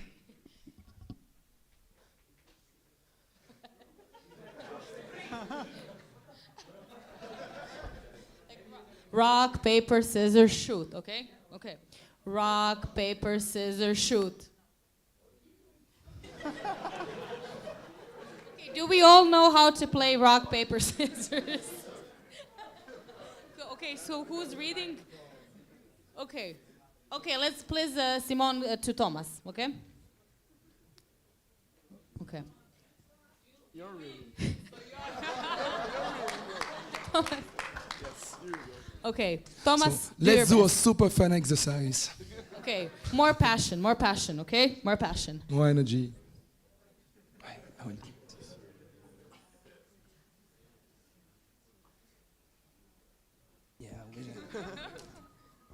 Okay. Esteemed local group Sigma was organizing an international student event called Climbing the Sunshine Mountain. The event aimed to bring together more than 100 students from different countries for a week of training and networking. To manage registration, the organizing team created a Google form to collect participant details. The Google form was stored in the drive of the trainers' community of esteem. The form asked for basic details: name, email, university, and phone number. Logistics, dietary restrictions, emergency contact, such as the number and the name, and other information, such as passport and ID number, in case of emergency to have it. And this notice made me shaking. The form submission was stored in a Google Sheet, which was set to anyone with the link in view, so that all organizers, both from Central and the local group, could access it easily. This link was shared in the organizing WhatsApp group. That was, please, applause for Thomas.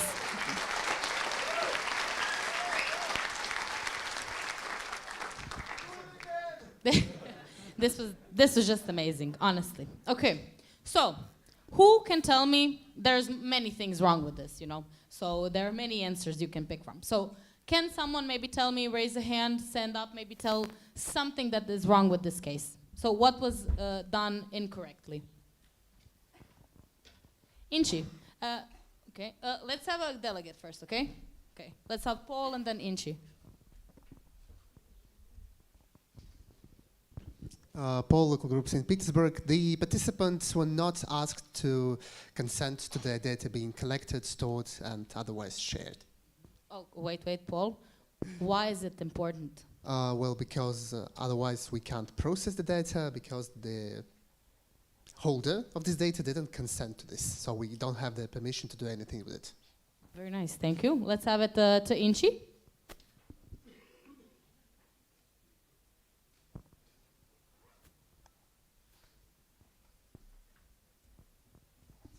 Inci Basmaz from Ankara Metro. In addition to the delegate, it should be also written that the surveyors should also explain that it is shared with all organizers. It will be stored in the trainers community drive and so on. So that's also important.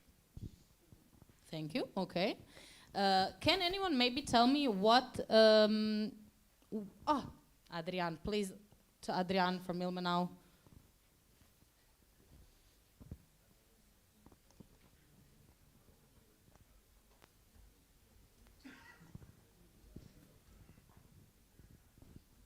Anyone with the link can view is also really bad practice. You should always set it to, you have to get access or the permissions so the data doesn't get leaked. Okay, can I ask you also a follow-up? How can it get leaked? So how easy would it be in this situation? Okay, let's have CBU. You can think about the answer, you know. So I think that putting the Google spreadsheet available to anyone is not okay, and it should be only put with the organizational email from Esteem, so only the people that are working and need to work with the data should have access to it. Very nicely said, nice. Adrian, do you still have something to add? Okay, then it's okay. Then let's have Cartagena.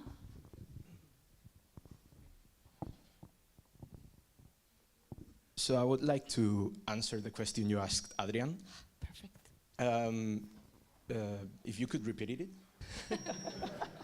I had the answer, but I forgot it. No, of course. So I asked, we mentioned that it should not be shared with anyone with a link in view and a spreadsheet. So my question was, what could be a follow-up that would be a negative consequence? So what can someone do with this kind of access? Okay, so first, for example, someone with bad intentions could just send the link to a friend, and then they start just sending the link to everyone. So in this case, let's say 10 people were organizing and working with this data, but if I decided to send it to a friend and he decided to just share it with 15 more people, like your data was not only for those 10 people, now it's 25 people has it. If they also share it with 2 more people, they get to 50. If we get more and more, like your data is just public in that case. So it shouldn't be, as they said, anyone with the link can view. It should be like you have to ask for permission from the owner of the Google Sheet to be able to enter that Google Sheet. Can we get an applause? This was amazing. Great. Amazing. Exactly that. That was exactly. Oh. Okay. So, can someone tell me what is wrong with the specific information that the form asked for? Yes, Jonathan? Please, yeah.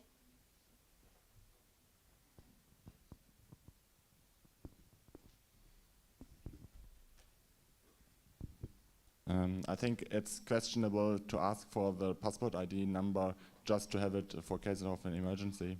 Yes, good job. Correct. So passport number, ID number, those things in general should be asked only if absolutely necessary. We will talk about it at the next slides, but in general, when you ask participants for any kind of information, there has to be a legitimate ground of interest, which means that you have to have a specific reason why you need this information, because asking for personal information where there is no ground of legitimate interest is, well, not really great for the compliance part. So this is absolutely correct.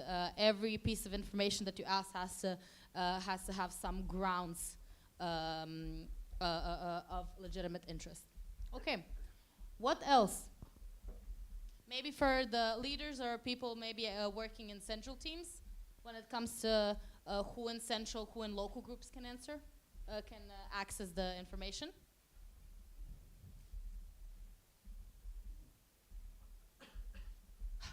What? Defne can tell us. Can we get the mic to, oh, perfect, Martina, okay. Amazing. Okay, so if you share the data, it's not have to be all the data. If some people are responsible for taking the dietary restrictions, they just need how many people and what is this restriction, not the name and not the passport information, I think.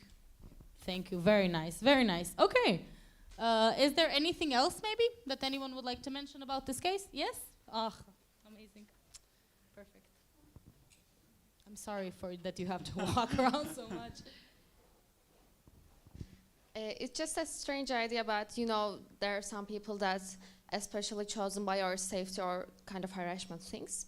Maybe for every LG we can choose only some specific people to taking care of this kind of if in case of situations. So with some help of this, this kind of informations won't be going directly to WhatsApp group, just it will be keep on inside of among group of people maybe.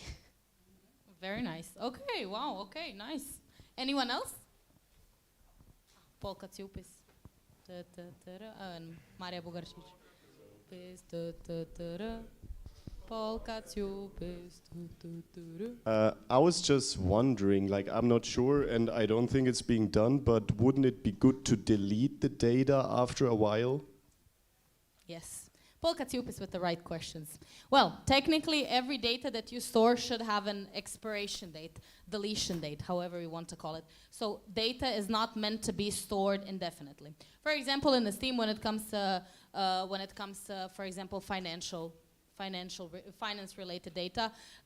Usually the limit is, for example, 7 years for finance stuff in many organizations. But in general, for your events as local group representatives, it would be good that you have an internally set kind of deadline in which you delete data. It can be 6 months, a year. I know some local groups really do it. So maybe if those can maybe share how they do it, so you can maybe get inspired, because there are some local groups when we did some interviews and surveys and when I talked with some local representatives, I know that some really have these deadlines. So maybe if there's someone here that would like to share.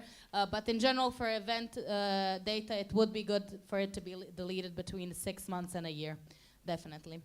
But this, when it comes to local level, this is a deadline that you must have internally. So this is not something that, centralist team can enforce on local groups, but this is absolutely necessary. So thank you, Paul, for pointing it out. What is that one? Okay, let's have a technical first, please. Then Maria's one, and then Jonathan. What? Okay, let's have, while I see what's going on, Maria one.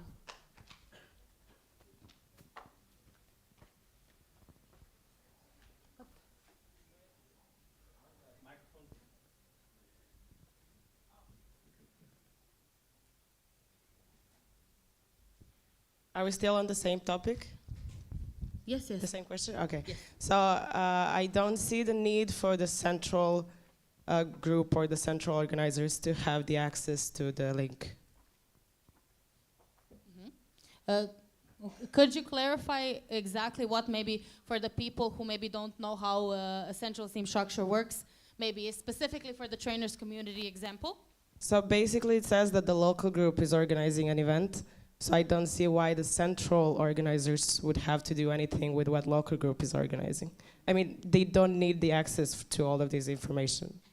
Very nice. So as a local group, if you're organizing an event with a centralist team entity, for example, in this case, the trainers community, even though your event is a training event, there are still people who are unrelated to the event who may very easily have access to the data that you store and you take responsibility for, because of course the team drives contain team members, leaders, board members. So very, very nice. Thank you, Maria. Jonathan had the one.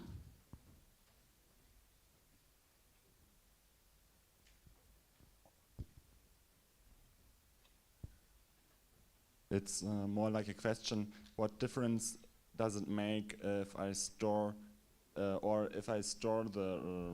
data on my own Steam account in the drive, or on the members drive, for example, or from the committee? So yeah, at the end, I think the admins of Steam always have access to it. Yeah, but what difference does it make? Yes. So for example, on Members Drive, I don't know. Okay, I'm interested in this. So how many of you know about Members Drive? Oh, okay. Okay, nice. So yeah, Members Drive, for those of you who don't know, is a shared drive provided by Centralist Team with information and materials and best practice documents. In that specific drive, no personal information is stored. It's more of like materials and help for local groups. Now, if you store it on your personal account and it's a personal Steam account and you are storing it as a representative of a local group, that is a different scenario than when it's central. But in general, what I always tell to local groups is that if you store something, there is always a possibility for you to request from Centralist Team a shared drive for your local group. I think personally that's the best option, because I can access it, but I don't have direct access to it, because of course local groups have their own drives. A few days ago, a local group asked me to make one, so I created for them, and we don't enter that. So a local group can have their own ownership of a shared drive on steam.org Google, which I personally think it's the best option, because you can lock folders, you can control, the local board can control who has access to these folders, to this data. So I personally think that's the best approach, but of course, however you do it, if you clarify to the people, if there's clear consent for it, and if it's handled by all of these rules, then it's already good. But what legal difference does it make? So I think I need to mention it in the GDPR. Yes, however you that- collect it, you have to mention it. If you don't mention something and you do it, then it's immediately not really legal.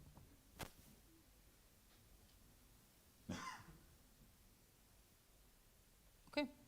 Anything else, or can we go through the specific answers, let's say? Okay, so let's go over what I have here. So the first thing that was wrong with this was the unrestricted access to personal data. So the Google Sheet, as you all pointed out, was set to anyone with the link in view, which means that anyone who can forward the link can view it, which is, of course, very, very, very well pointed out. Then the second one was storing personal data in the trainer's community drive, what was also mentioned. So the form is stored in the trainer's community drive, which may include people that are not directly involved and that were not do not directly have consent by the person submitting their data.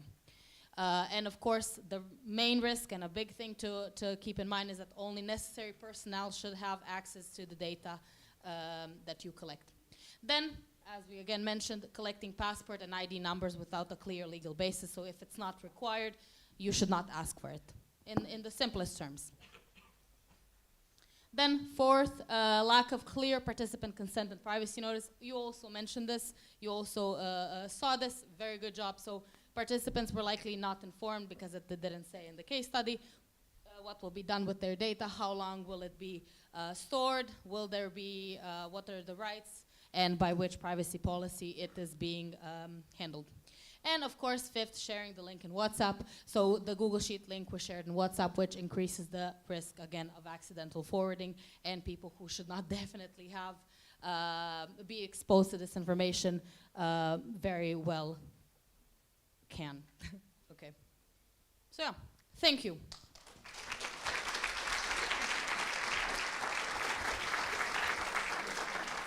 I want to say, so if anyone has any questions or wants to talk to this more, you can always approach Daphne, you can approach me, and yeah, Daphne, approach Daphne, approach me, and we would love to talk to you about it and give you some tips. Also, if any local group would like a shared drive or any maybe tips and help on how to store, collect, and process data, again, approach us.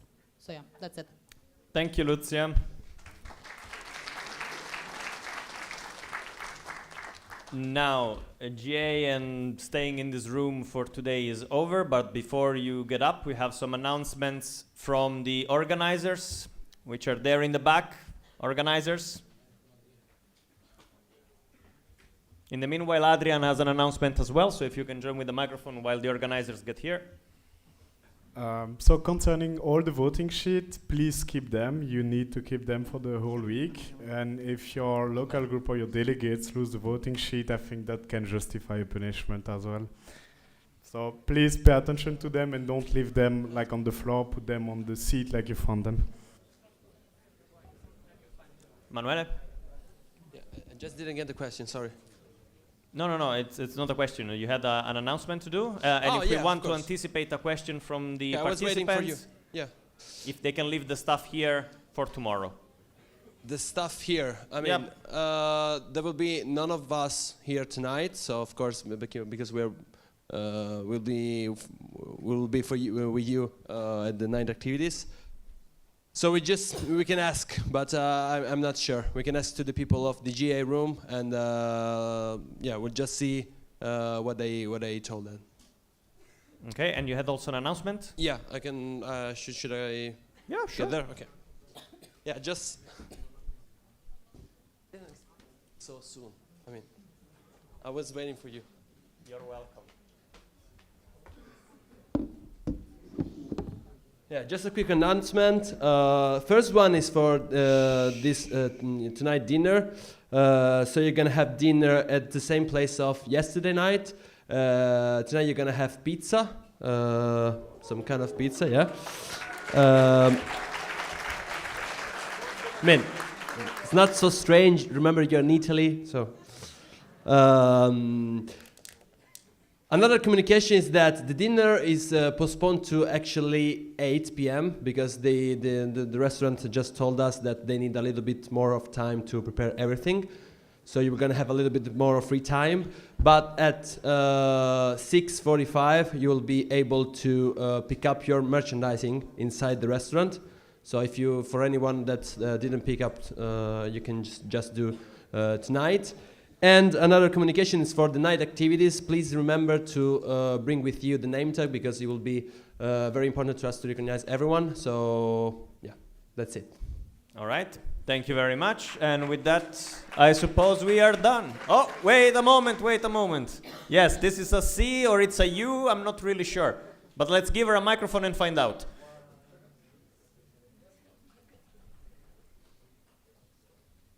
Yeah, can we give her a microphone? I can also yell. No, let's wait for the microphone.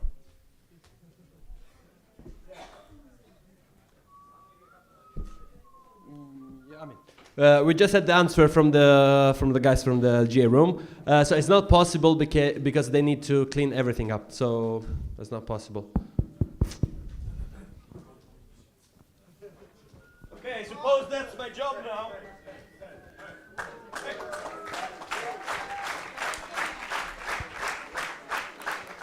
Veronica Hurri, LG Lappeenranta. A clarification about Adrian's the voting sheets. When you say keep the voting sheets, do you mean maybe keep them here and not take them with you? I think if all the delegates take them with them, it's probably very likely that they won't be here tomorrow. But then, looking at the new announcement from the organizer, I will ask all the voting delegates to come and leave the sheet here, and I will take care of them.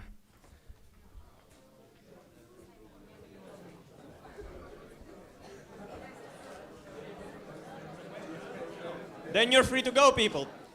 Free time, 6:45, you can get your merch. At 8 there is dinner. See you later.